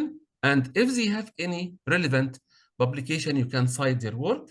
And of course, you need to cite relevant articles from the same journal before submission. Then you move to the next step. Before submission, be sure that English is correct, English is clear, your paper is easy to read and understand. So you need to proofread your paper before submitting the paper to the journal for publication, because if you submit and if the English is not clear or if English is very poor, the paper will be more likely to be rejected.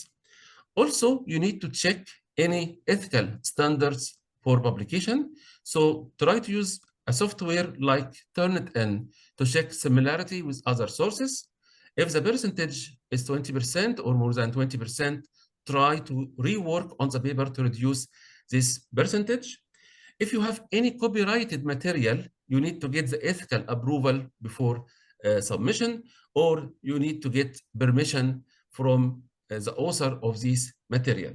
And also, you are not allowed to submit the paper to 2 journals at the same time because it's considered as unethical publication behavior. Then you need to prepare the strong cover letter, which should be attached with your paper. So the cover letter will be attached to explain the significance of your paper, how this paper match the scope of the journal. So I think this cover letter will be like a good way to market your paper. So you will sell your paper to the editor. You will summarize the main findings, the main contribution, the significance of the paper, and why this paper fit with the journal. And also you can suggest some reviewer in your cover letter. So this might speed up the process of publication. And at the same time, you can oppose any reviewer you might think that you have a conflict of interest with. So this is a very small sample of the cover letter. You simply say that I have a good paper, I submit it to the journal, and this paper offer contribution to the literature, and you can explain the contribution. And this is another sample cover letter. If you look at point number 4, you can see that I recommended some international expert in the area as potential reviewers for the paper. So now the paper is ready, the cover letter is ready, everything is ready for submission, so you need to submit. So once you submit your paper to the journal, what happened? Here, you submit the paper, the editor will make a decision to send the paper to the reviewers or to reject the paper. If he sends the paper to the reviewers, the editor will give the reviewer 1 up to 3 months to get some feedback. If both reviewer accept, the paper is more likely to be accepted. If both reviewer reject, the paper is more likely to be rejected. And sometimes you receive minor revisions or major revisions. So some authors, when they receive revisions, they decide to withdraw because they don't have enough time to consider, or they might find the corrections are very difficult for them. So when you resubmit, again, the editor might send the paper again to the reviewers, same reviewers. And if they are happy, the paper could be accepted, or if they are not happy, the paper could be rejected. So based on my experience, what happened inside the journal? Once you submit, the editorial office will check if the paper match the aim and the scope of the journal, if the author follow the instructions to the author, if there is any similarity issue or plagiarism issue on the paper, and also they will read the cover letter to see if there is any suggestion for reviewers or oppose for reviewers. Then the editorial office will write a letter to the editor. The editor will read the paper. So reading the paper is a must by the publisher. So most of or all editors or their associate editors read the papers. When they read the paper, they try to find out if the paper provides something new, is there any contribution, any new theory, if the literature is comprehensive and up to date, if the users, whether the users use the right method or not, does he have any interesting result? Does this result add to practice? If the paper is clearly written or not. So if the answer to most of these questions is yes, in this case, the paper will be sent to reviewers. So if I can summarize, because I have just 5 minutes now, if I can summarize the main decisions taken by the editor. First of all, I can say that one of the decisions is disk rejection. Disk rejection means that the paper is rejected without consulting reviewers. Maybe because the paper doesn't fit with the journal or the quality of the paper is quite poor. So what should you do if you receive disk rejection? First of all, you need to understand why the paper is disk rejected. If the paper doesn't fit with the journal, you need to find out another journal which its scope fit well with the journal. If the paper is disk rejected because of the poor quality of some elements of the paper, you need to improve the quality of the paper before submission. The second decision taken by the editor is also disk reject, but at the same time, it is disk reject with major development required. What does it mean? It means that the editor likes the story, likes the contribution of the paper, but at the same time, he has identified a number of weaknesses in your paper. So he says that I will disk reject the paper because I think the paper is quite weak, although I can see that there is some good element in your paper. So he disk rejects the paper, but at the same time encourage you to do some major correction in the paper before resubmitting the paper again to the same journal. The third decision is acceptance without any correction. And normally you will receive this decision after different rounds of revisions. Decision number 4, conditional acceptance or minor revision. Sometimes the editor have some minor issues on your paper, so he advises you to consider these issues or comments before getting the final acceptance. Number 5, and this is the most common decision, is revise and resubmit. Major revise and resubmit, or some journals take another name, it's risky revision.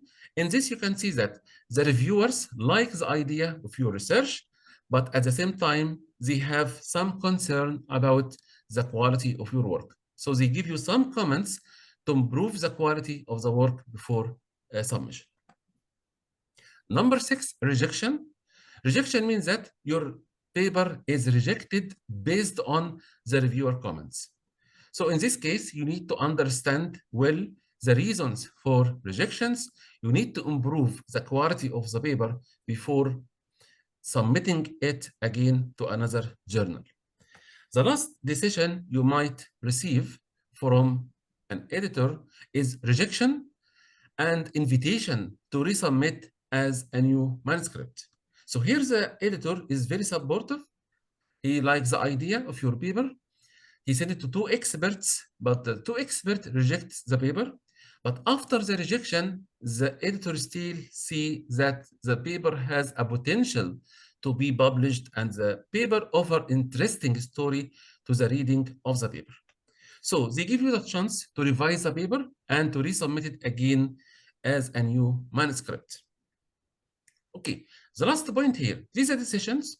What is the best way to reply to the reviewers and the editors? Just in 1 or 2 minutes, I will mention that if you have comments from reviewers or the editor, you need to show that you are very serious in addressing these comments. So you can politely say, thank you very much for your comments.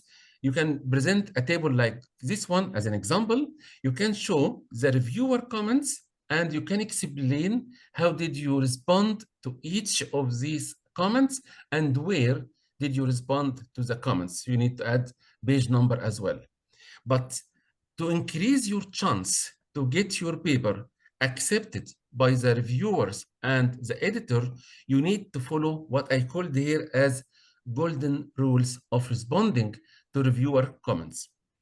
3 golden rules, very important rules. When you provide or when you're addressing a comment raised by the reviewer or an editor, what you need to follow? You need to follow rule number 1, answer completely.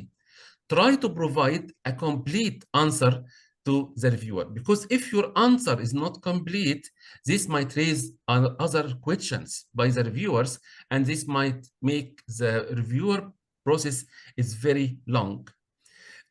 Rules number 2, when you answer any of the comments raised by the reviewer, you need to provide answer with evidence. So without evidence, the reviewer might have different view about the same topic. So you should provide evidence with your answer. The last rule is very important one. It's called answer politely. Show respect to the reviewer when you answer to their comments. So how can we show respect? This some sentence or some statements as an example of statements which might indicate that you are not respecting the reviewer. So don't say, I strongly disagree with the reviewer, or the reviewer is not fair and biased. So try to avoid any opening phrases which might give a negative impact on the outcome of your paper. Use some points like we agree with the reviewer. However, Professor, sorry to interrupt. Would you please finish by 4 minutes? Yeah. 1 minute. Okay, thank you. Oh, thank you, Professor. Thank you. So this is the best way to reply to the reviewer. We agree with the referee that, then but. But after the word but, try to provide a complete answer and support your answer with evidence. So these are different sample of the way to reply politely to the reviewers. My last advice is try to read publication about publication. Publication about publication means that research articles published by the editor and the associate editors, which give advice to researchers about how to write good quality research paper. This one paper, the title is Points to Consider When Self-Assessing Your Empirical Accounting Research. Here you will find a lot of advices which help you to write a good paper. Another papers, why I rejected your paper. The second one, why you don't get publish an editor review. And the last one, how to develop a high quality research article and avoid disk rejection. And personally, I think the most important paper in our field in accounting is an article published by AAAJ. It gives us 100 research rules of the game, 100 advice about publication, 100 advice about writing high quality journals. So these some references which might help if someone interested in the PowerPoint. And thank you very much for inviting me today. I hope you find the material I presented useful for you. Thank you. Thank you, Professor, for your excellent presentation. We really enjoyed your presentation, and you covered the whole cycle of publication. And good to see your comments as a reviewer also. So you share your experiences. I believe that the participants that we have today, they learn a lot, and then they know how to publish in high quality journals. And of course, I will get back to your paper after the second presentation. Thank you. Also, all the keynote speakers, please kindly be informed that in the meantime, we got some questions. Maybe after the last presentation, we can throw the question to you. It will be highly appreciated if you continue with us until the end of the webinar. Sure. Ladies and gentlemen, as you know that we have time constraints, so we directly move to the second presentation of this session. I am highly delighted to welcome our last but not the least speaker of today's webinar, Professor Masumi Nakashima, who is from Japan. She is a professor of accountancy at Bankyu Gakuin University. She has been serving as an associate dean of the graduate school of the same university. Our keynote speaker did her PhD and MBA from Nanjing University in Japan. She has been involved with a good number of publications, and her research areas cover earnings management, fraud, forensic accounting, and corporate governance. Good to see her publications in renowned journals like Managerial Auditing Journal, Journal of Forensic and Investigative Accounting, Research on Professional Responsibility and Ethics in Accounting. Ladies and gentlemen, as I said that we have time constraints, so without any further delay, it's my pleasure to welcome Professor Masumi from Japan. It's your time, Professor.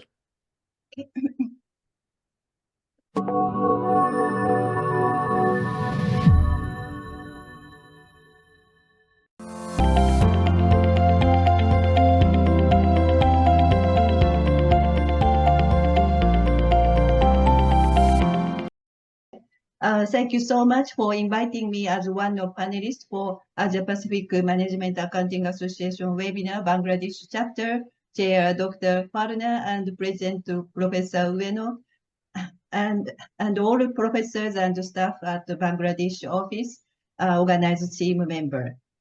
Let's start. My title is Financial Statement Fraud Detection Model for Sustainable Financial Market.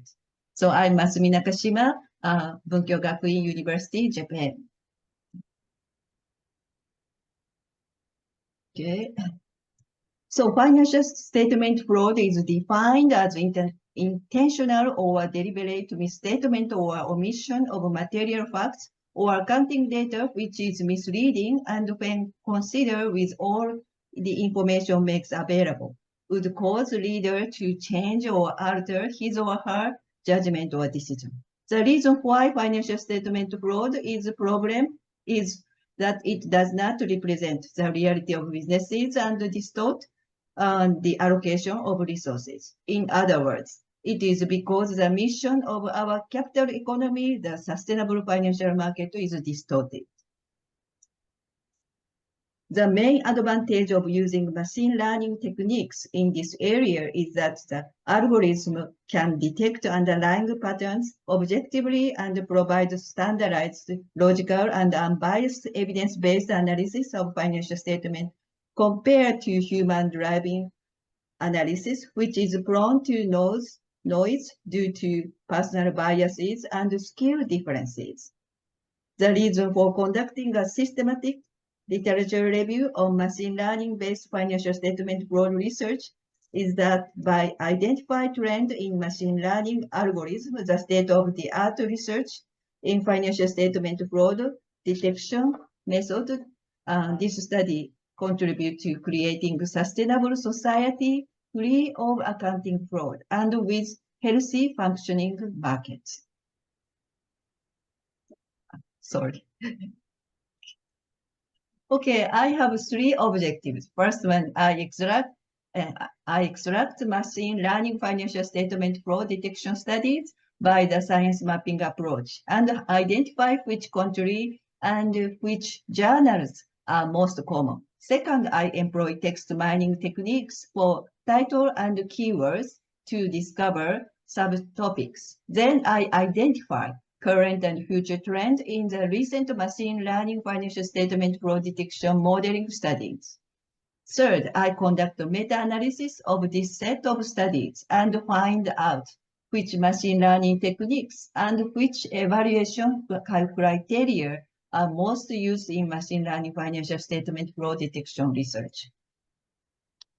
So this speech contributes to the literature as follows. First, by using systematic mapping approach, I can identify countries and journals in which a large amount of machine learning fraud detection method research has been published and to suggest a path forward for this area.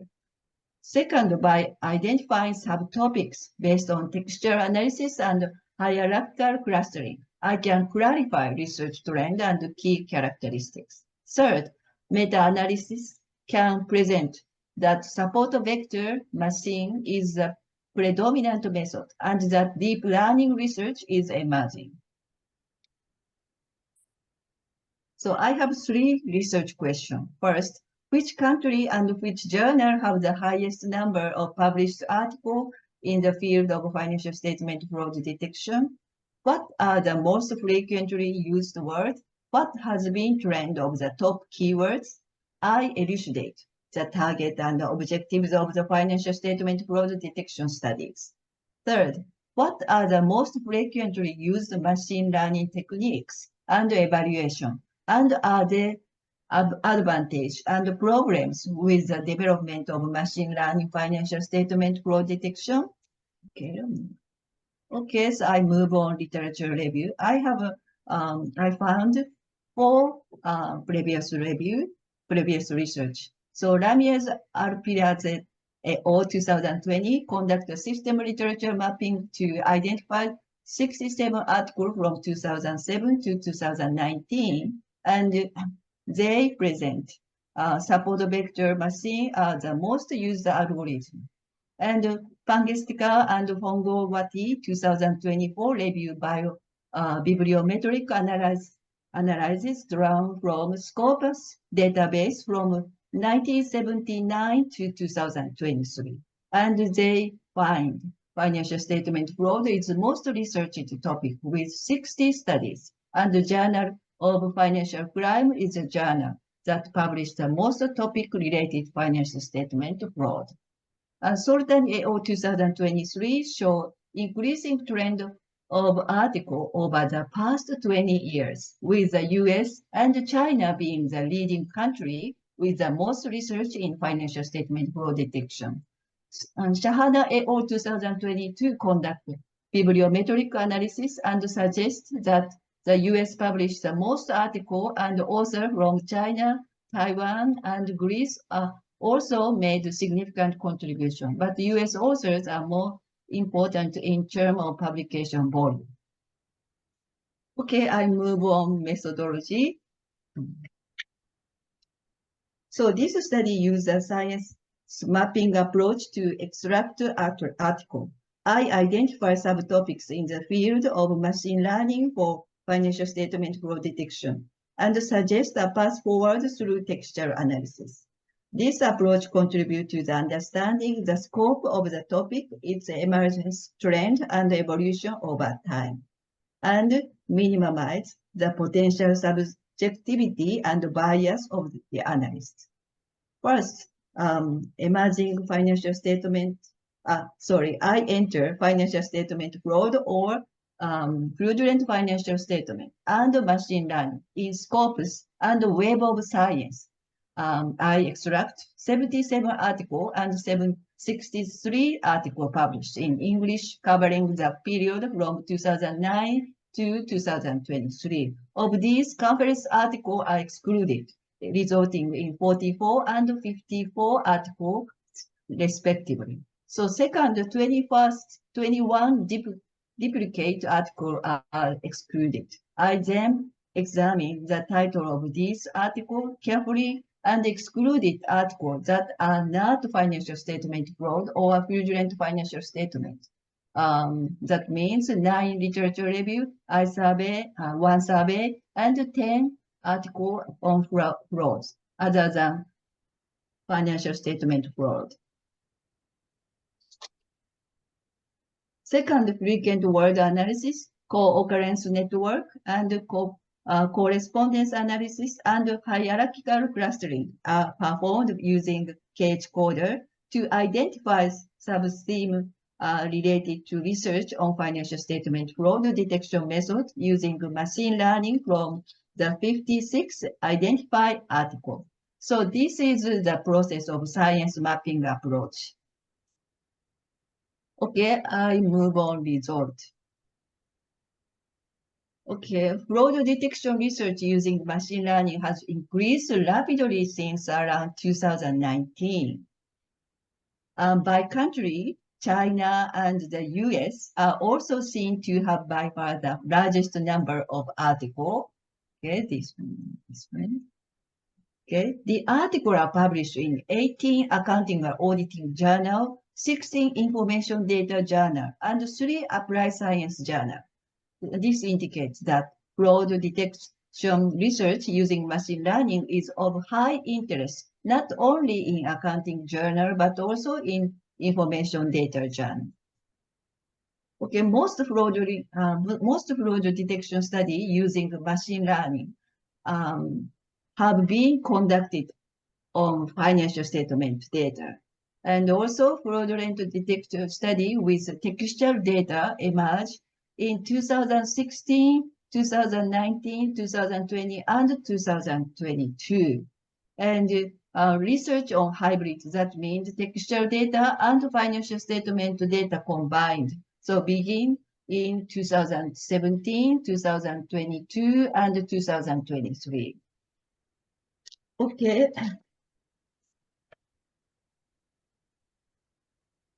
So first, co-occurrence network analysis using the cage coder is performed on the article title and the author's keywords.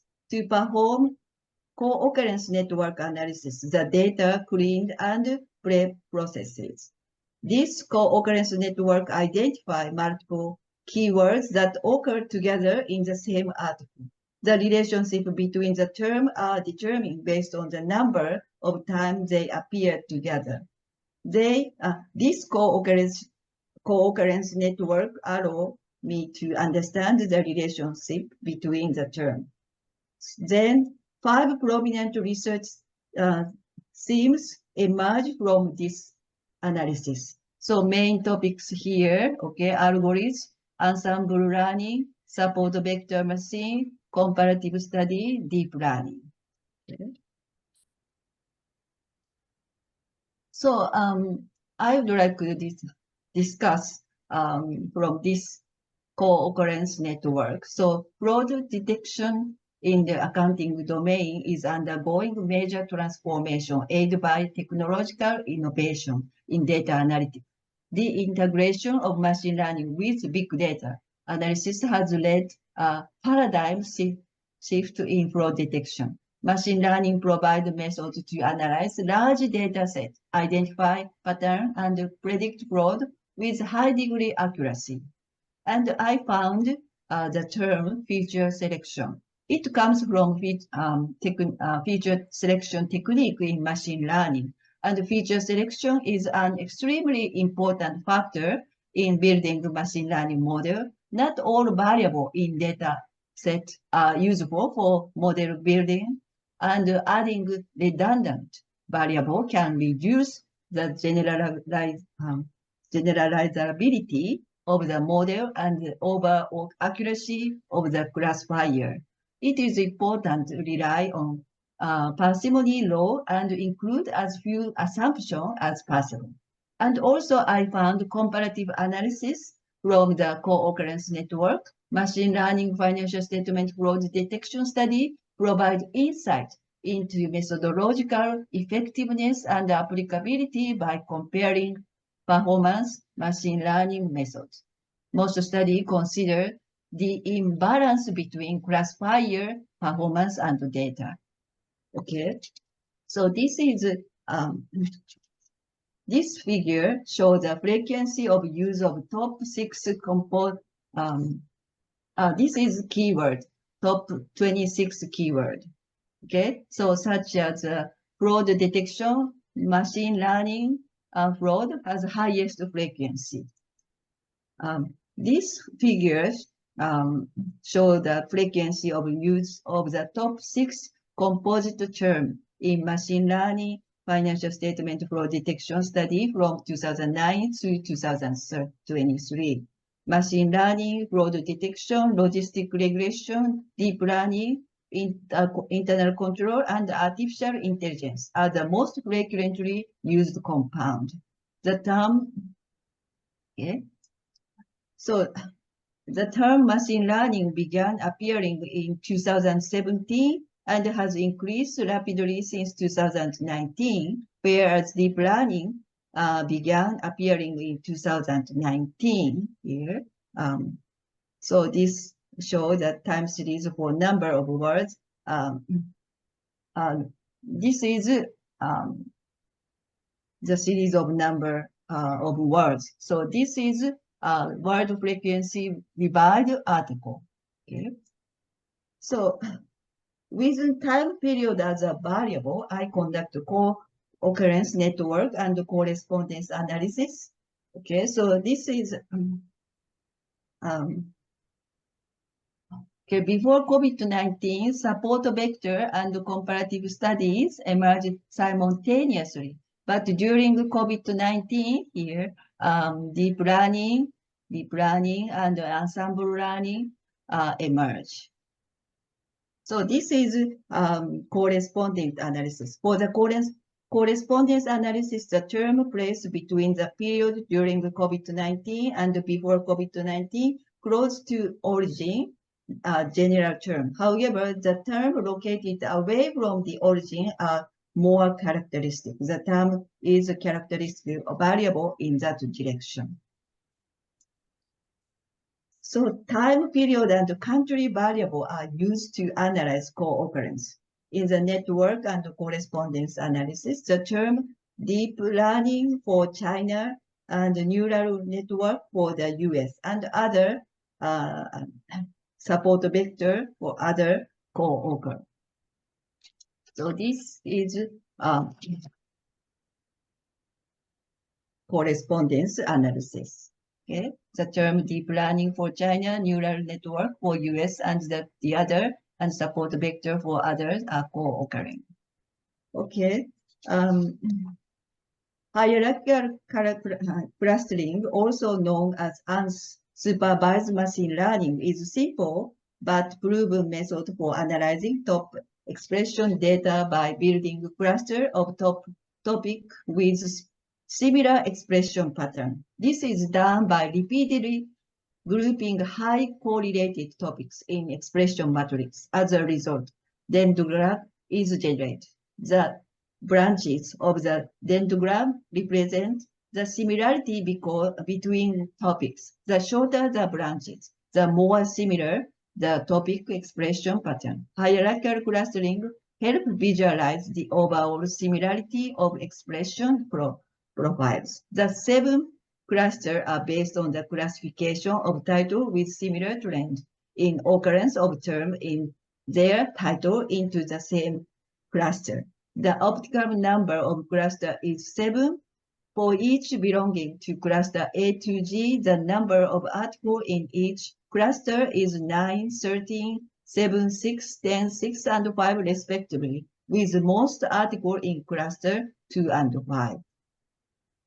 Okay, I skip this one. Okay, I move on. Meta-analysis result. The most commonly used method is support vector machine, followed by random forest 22 studies and XGBoost 50 studies. And as a performance criteria, the accuracy, recall, specificity, precision, and F1 score are used in many studies as an evaluation method. But recently, ROC and AUC are becoming more and more common. Okay, next.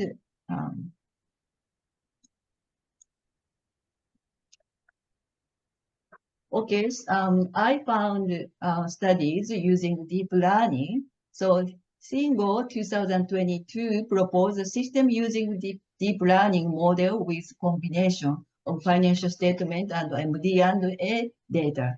A significant performance improving of the proposed deep learning method over traditional machine learning method.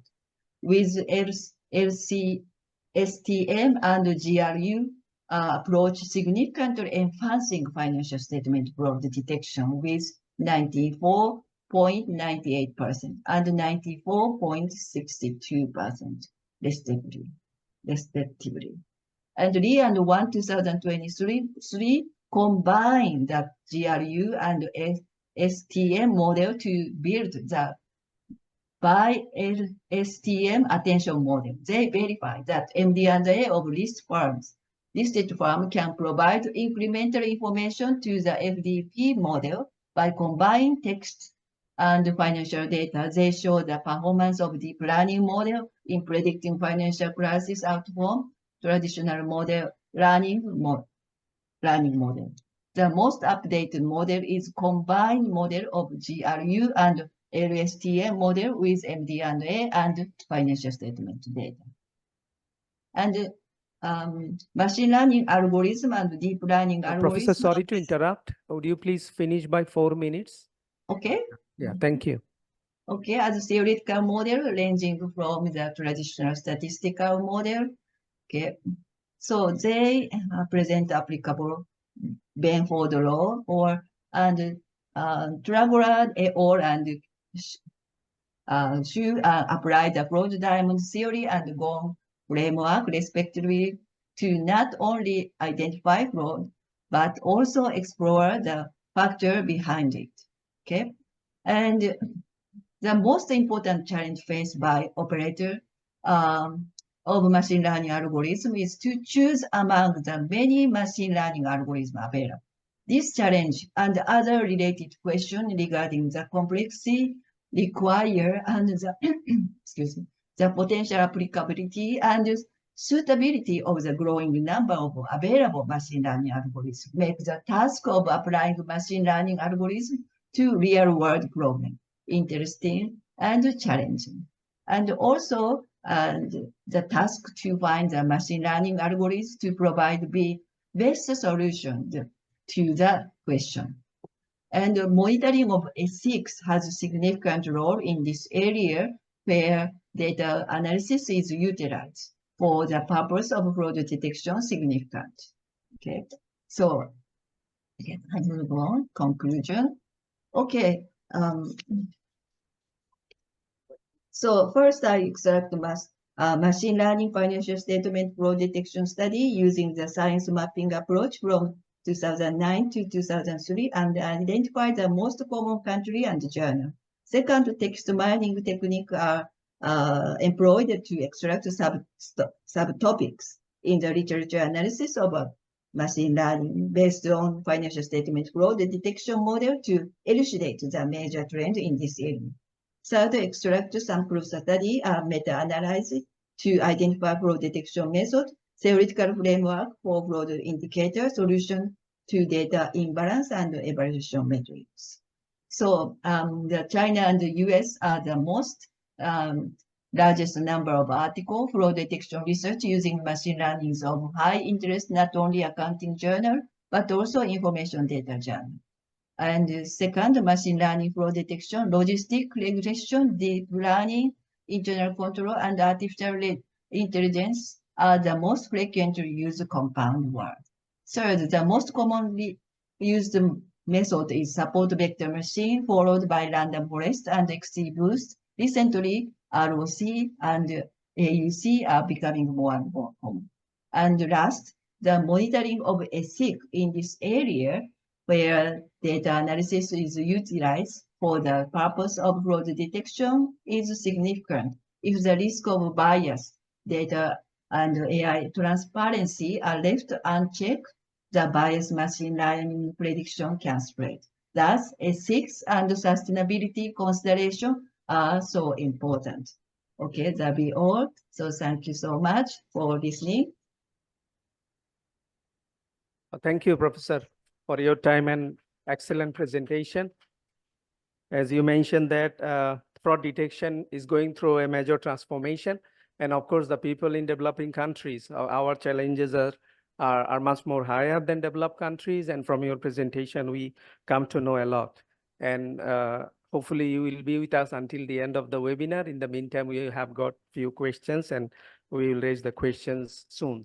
Before that, I just want to say my quick remarks as a chair of the session about the two papers. Thank you, Professor, both the two professors for your excellent presentation, for accepting our invitation and for your deliberation. Regarding the paper of the Professor Khalid, of course, that from your presentation, we come to know about the whole cycle of publication. And since we have lots of young researchers with us as participants today from different universities in Bangladesh, of course, we come to know that what we have to do if we want to publish in high impact factor journal, which is always a challenge for the faculties, especially in developing countries. And from your presentation, we come to know that title is very important in a sense that this is going to get the readers' attention at the beginning. So we have to be very precise about that so that we can get the readers' attention. Sometimes literature review, we assume that literature review simply means that just collecting the previous studies and making a compilation of that. But as you mentioned, this should be critical while making our literature review. So our participants, of course, they come to know that what they have to do, especially literature review. Then regarding the qualitative and quantitative research, as you mentioned that in case of qualitative research question is very important. Whereas in case of quantitative research, hypothesis development is very important. It should be based on previous studies. And I saw from my experiences also that in our country, people miss this opportunity when they make the develop the hypothesis, they didn't consider all these issues. And while doing the referencing, as you mentioned, that the referencing that we are making, the citation that we are making, they should come from top ranked journals. But sometimes we just, just download the paper from Google Scholar. Maybe that journal is not that good, but because one of the limitations, Professor, in our country, that when we want to download the paper, most of the time we don't have the access. So the only available source is the Google Scholar. So that's the problem in our country. But hopefully, since the government is thinking about the research for developing the research, hopefully these kind of sources will be available soon in our country also. And this thing we will concentrate definitely. And I like the way that you mentioned that what we have to do regarding the submission. Sometimes when we finish the paper, we always in a hurry because we want to submit whatever it is, even without reading it once. So this is very important that we should not be in a hurry while submitting the paper in a journal. We should read, and finally that should be well constructed draft. And you highlighted then. I like the way that you shared the cover letter. Developing a cover letter while submission is very important.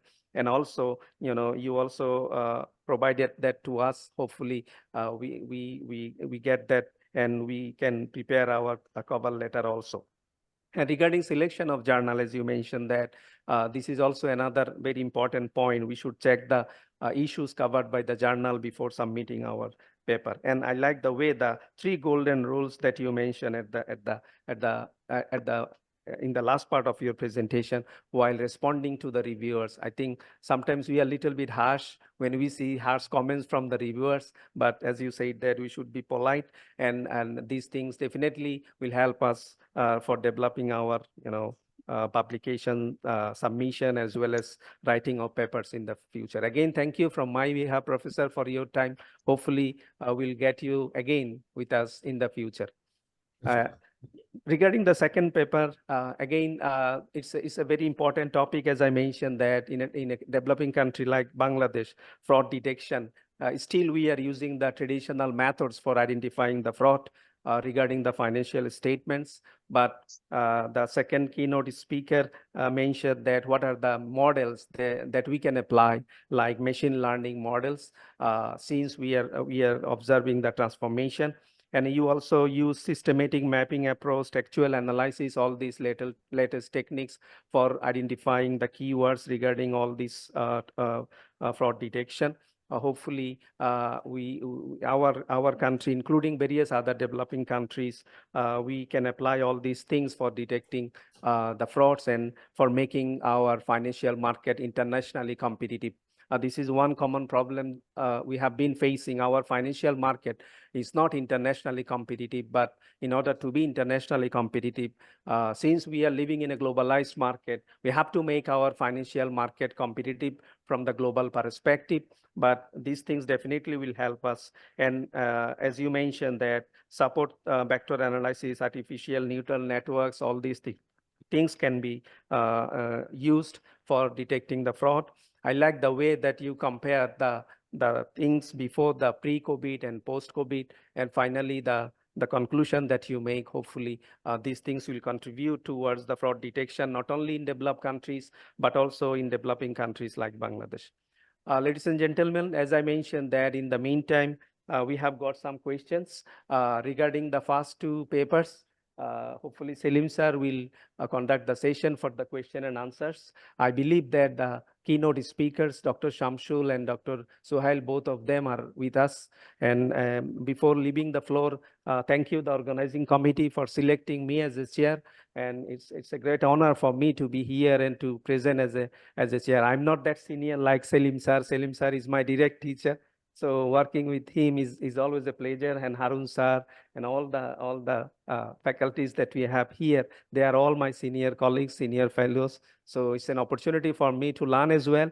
Definitely, I learn a lot from their deliberation and all the presentation from the keynote speakers. Thank you again, and hope to see you again in the future.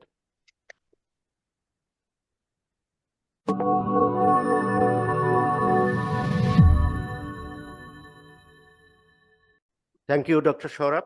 Basically, we don't have the much time for the question and answer. Do still we have received some question about the two papers of the first session. Number one question from Mr. Muhammad Iqbal Hussain, ACMA, CFA, FRM. His particular question, how can we align the concept of the co-opted director concept in Bangladesh? Is it about the independent director? I'm clearly telling you, is the co-opted director concept in Bangladesh with the paper presenter is directly aligned, I should say. Not directly, as a Bangladesh, as a developing country, as a least developed country, is totally relevant for the co-opted director concept in Bangladesh. Is it about not only the independent director, is it allowed all the director concerned? Is it finished? Number two, how far is the man-woman behavior differences?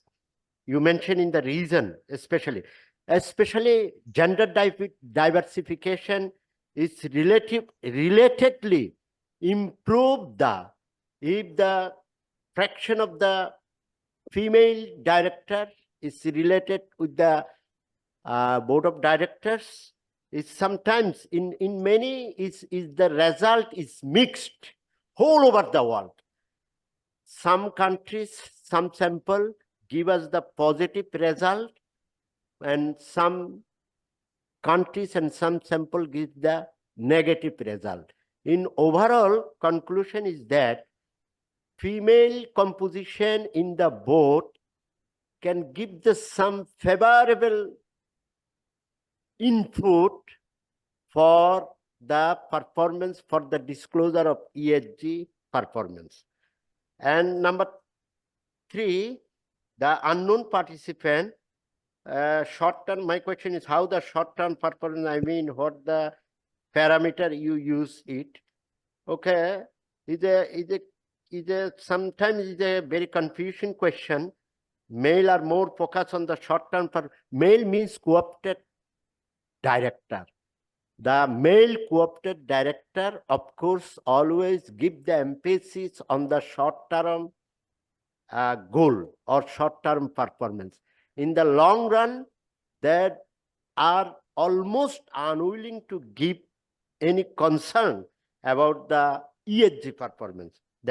And our co-chair of APMAA, Professor Dr. Norma Oman, what different sample and cultural environment in Asian country like Bangladesh would you expect the different result on this matter? I think I don't have the authority to answer this question. It completely lies with the author, whether he will see any differentiation in the Asian countries. Okay, then Kazemi is there from the chair of the APMAA, Professor Dr. Susumo Yono. He gave some introduction and asked some question. Could you elaborate on the challenges companies in terms of the culture, in terms of the industry, technology, size of the employees, and might face when implementing TBL accounting? Would you please expand your explanation of the challenges a little bit more by focusing the issues such as measurement and standardization, is very important. And cost, resources, and constraint, corporate philosophy. And we are going to the just next question of the next session. Thank you. Thank you. Thank you so much.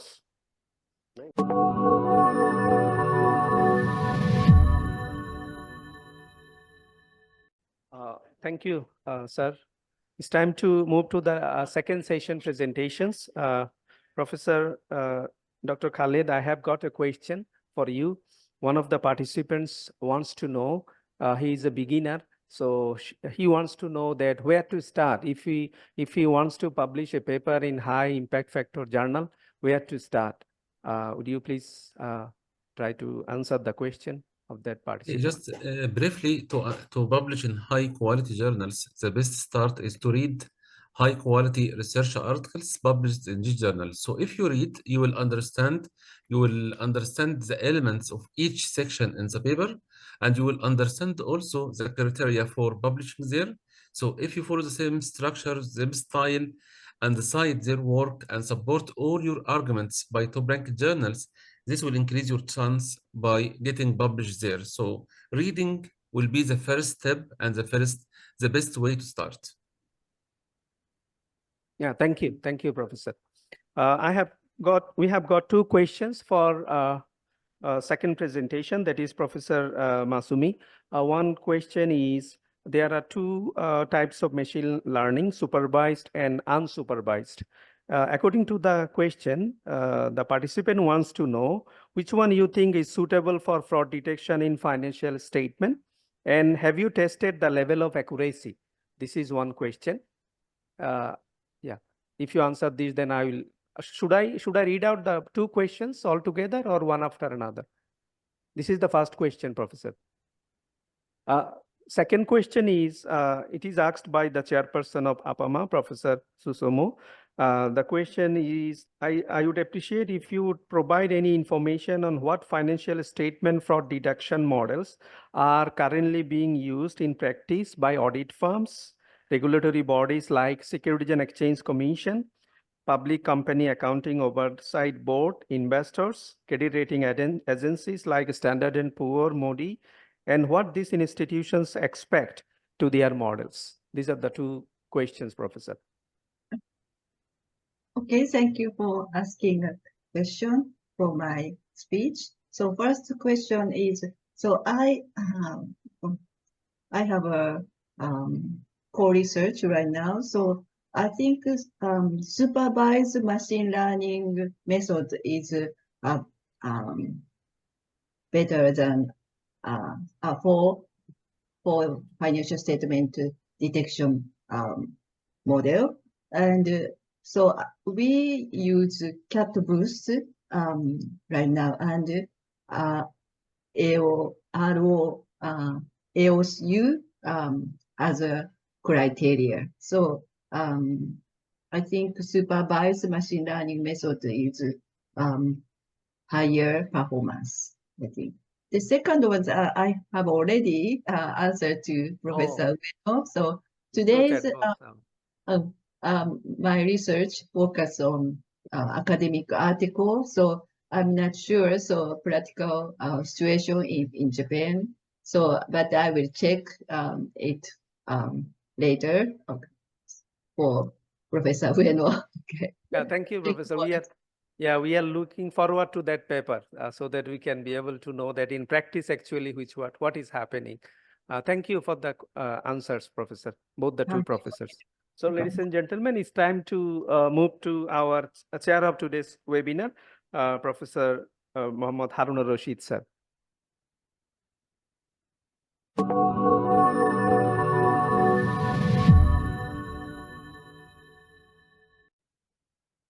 Thank you, distinguished session chairs. It was wonderfully moderated by our distinguished session chairs. And I'm sure that we enjoyed the deliberations all through, and effectively it has contributed to our knowledge. At this point in time, I was supposed to invite Professor Norma to give reactions on the management and on the deliberations of the webinar. Professor Norma? Yes, please. Yes, I'm here, yes. Thank you.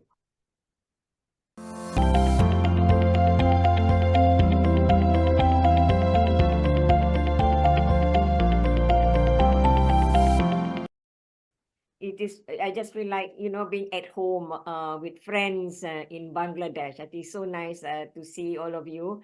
Yeah. First and foremost, I wish to congratulate the organizing committee of APMAA webinar, though you also have what we call, what you have, both physical and webinar. Yeah. I want to congratulate especially country director Dr. Farhana Begum. Yeah, I remember an African proverb that says, if you want to go fast, go alone. If you want to go far, work with others. Go and work with others. I think this is what exactly Dr. Farhana did. Instead of working by herself, she invited other scholars and practitioners. I think this is a very smart move. Yeah. To co-organize the webinar, first she appointed Professor Harunur Rashid, President of Bangladesh Accounting Association. Very smart, yeah. So you can remain country director, but you have a lot of other people who are very capable to also help you, yeah. Professor Harunur Rashid became the chair of the webinar. She also appointed Prof. Salimuddin, yeah, my friend from Chittagong, yeah, who is president of ICMAB as a session chair for session 1. So that is also a very smart move, so that Farhana can sit there in the middle, smiling, while others are doing things with you, yeah, not for you, with you.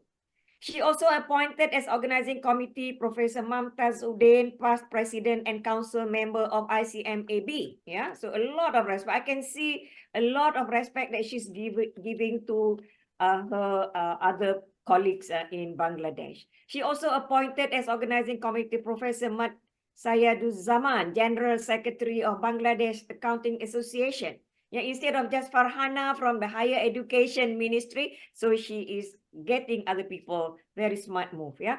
And also appointed as session chair Professor Dr. Sahruk Uddin. Yeah, so congratulations. I think that is a very good. So in fact, based on the webinar that you have conducted last year and this year, if Bangladesh can send more scholars and practitioners to our annual APMAA conference, yeah, this year, this is going to be in Vietnam.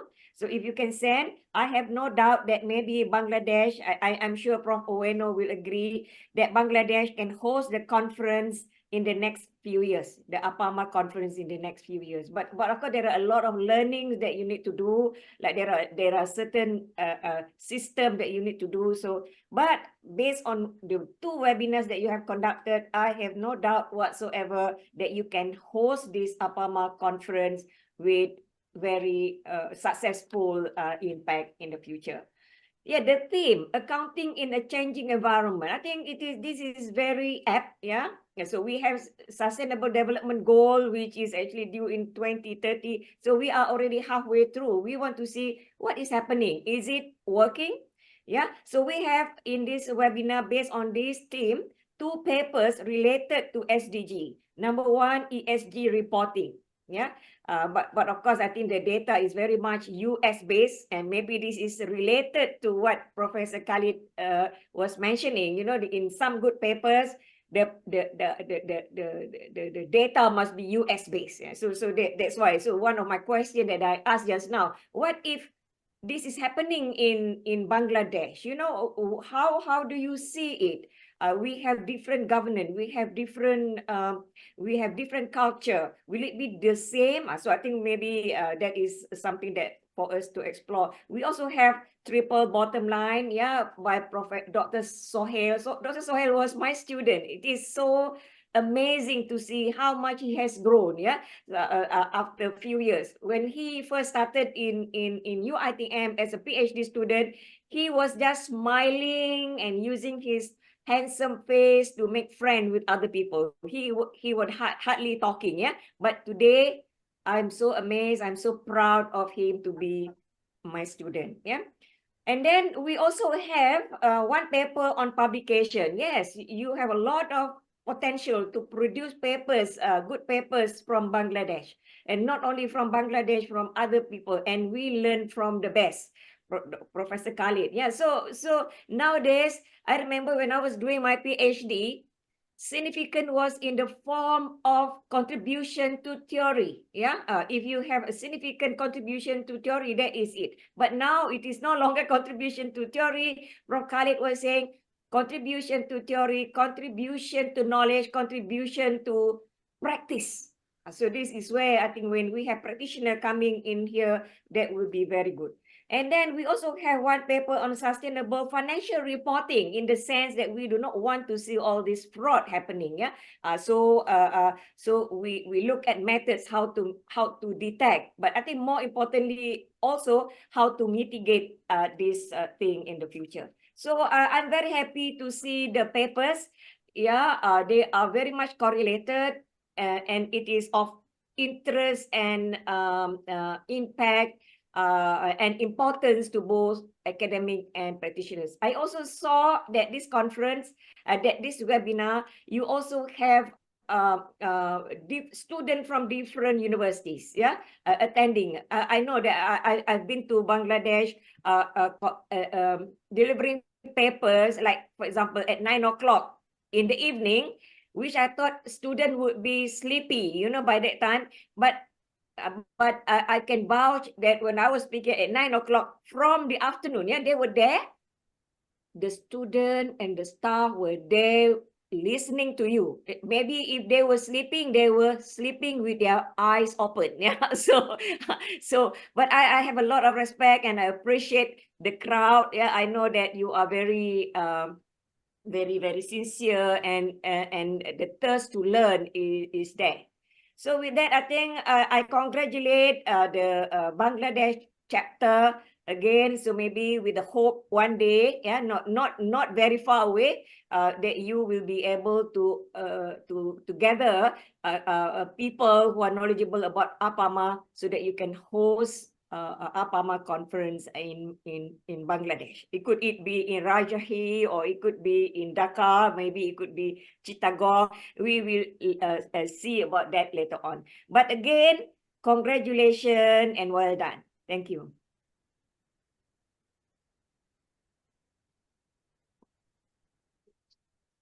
I think there are panelists. So may I request the panelists, honorable panelists, to make short comments on this, very brief.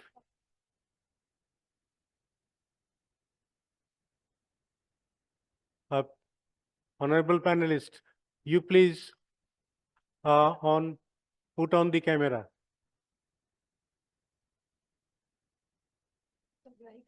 Professor Grahita Chandra. Professor Kathy.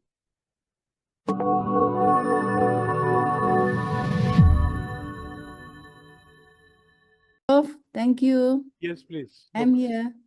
Okay. I would request you to give your reactions to this webinar. Very brief comment if you would like to. Okay. Okay, congratulations to 2024 APMAA webinar Bangladesh chapters. We are very happy. I and my students also join in this webinar. Congratulations once more, and congratulations. Thank you. You are most welcome. Anyways, thank you very much, dear audience, distinguished guests, distinguished session chairs, and Professor Sumono, and the directors of the APMAA. It is indeed a great occasion for all of us to complete very successfully this webinar today, participated hugely by students and educators and viewers from different parts of the world, and particularly from the universities in Bangladesh. And congratulations to the students in particular who are still, I am seeing, are waiting to look at us, to listen to us. So it's a great achievement on the part of the organizers that they have been able to reach so many students, so many individuals, so many viewers to listen to us. And I believe that from my part, I congratulate all of you to have the opportunity to listen to the distinguished speakers on different topics. One of these things actually I want to mention here, that actually to going to the title of the webinar, that accounting in the changing environment. It is very true that accounting as a discipline and as a profession is in the middle of transformation challenges for quite some time now. We all know that skill and knowledge gap is instinctively visible due to the presence of technology, and transformation is inevitable. So our curriculum, it needs to be transformed. Our approach to the practice needs to be transformed. And it is not an option now, it is a mandate. As I have seen from the deliberations of our tech-based presentation by Professor by the last presentation, where machine learning has been really very emphasized to fraud detection and other things. So there are so many things where accounting is in the process of adopting technology to transform itself into a distinguished discipline to benefit the society. So from that perspective, this webinar is very time tested one, and it has been well deliberated by distinguished speakers. I'm impressed by the deliberations, and we have learned so many things. So from where we can take it forward for further learning, and further bringing them into our practice. So it is a welcoming message to all of us that yes, it is important to learn more and more, to adjust ourselves with the changing environment of the accounting world. If accounting has to survive as a distinguished discipline, we have to adapt ourselves, we have to change ourselves with our curriculum, with our practice, with our adaptation with the technology. There is no option to that. I'm sure today's deliberation from distinguished experts have dealt with many of these issues, and participants, particularly the students, have immensely benefited from this. And I personally am benefited, I can assure you that. I would like to request all of us to put our hands together to offer huge round of applause to our honorable speakers, session chairs, and the organizers as a whole. And we celebrate our achievement today in a big way to give a message to the future that we will be able to organize more and more such events in the future, which will actually be of immense benefit to the general public as well, to the corporate, to the students, to the universities. For everybody in the society will be benefited from the deliberations on the current changes and adaptation of accounting in respect to the transformed environment for the accounting for the society, particularly referring to the TBL. Also, we could not give answers to the implementation of the TBL effectively across the world, but TBL is the essence of transformation of accounting, I can assure you that. So with that, I would like to once again, many thanks to the entire team of the organizers for delivering us a wonderful webinar today. And we hope this kind of deliberations across the world in the future, many more. So many thanks. And with that, I would like to close this webinar for all of us. Thank you very much. Good evening, good afternoon.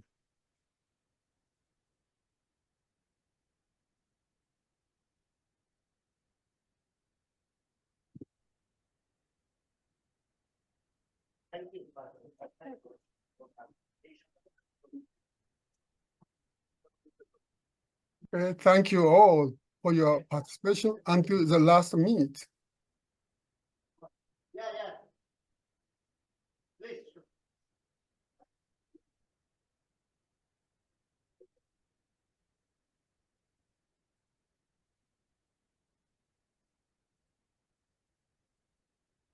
Yeah, bye.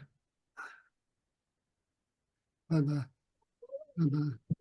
Yeah, thank you, Prof. Ueno. Yeah, thank you very much for your nice comments. Okay. And also invitation to the veterans annual conference this autumn. And also proposal to the Bangladesh team to hold future annual conference. Okay. In Dhaka or anywhere in Bangladesh. Okay. And Professor Nakashima, thank you very much, okay, for your very informative presentation. Okay, we very can learn a lot new technology, okay, new models. Thank you very much for precious comment, Professor Thank Ueno. you. Professor Bye-bye. Kumpul. So Bye-bye, much. bye-bye. Fafana, Dr. Fafana, thank you very much. Okay, thank you, Dr. Farhana. Yeah. And all the okay, Bangladesh team members, thank you so much. Okay, great success. Congratulations. Okay. Now, okay, we'll disappear, okay, gradually, okay. Bye, bye, bye, bye. I will disappear now, okay, here from the screen. Okay. Hmm. সব professor আছে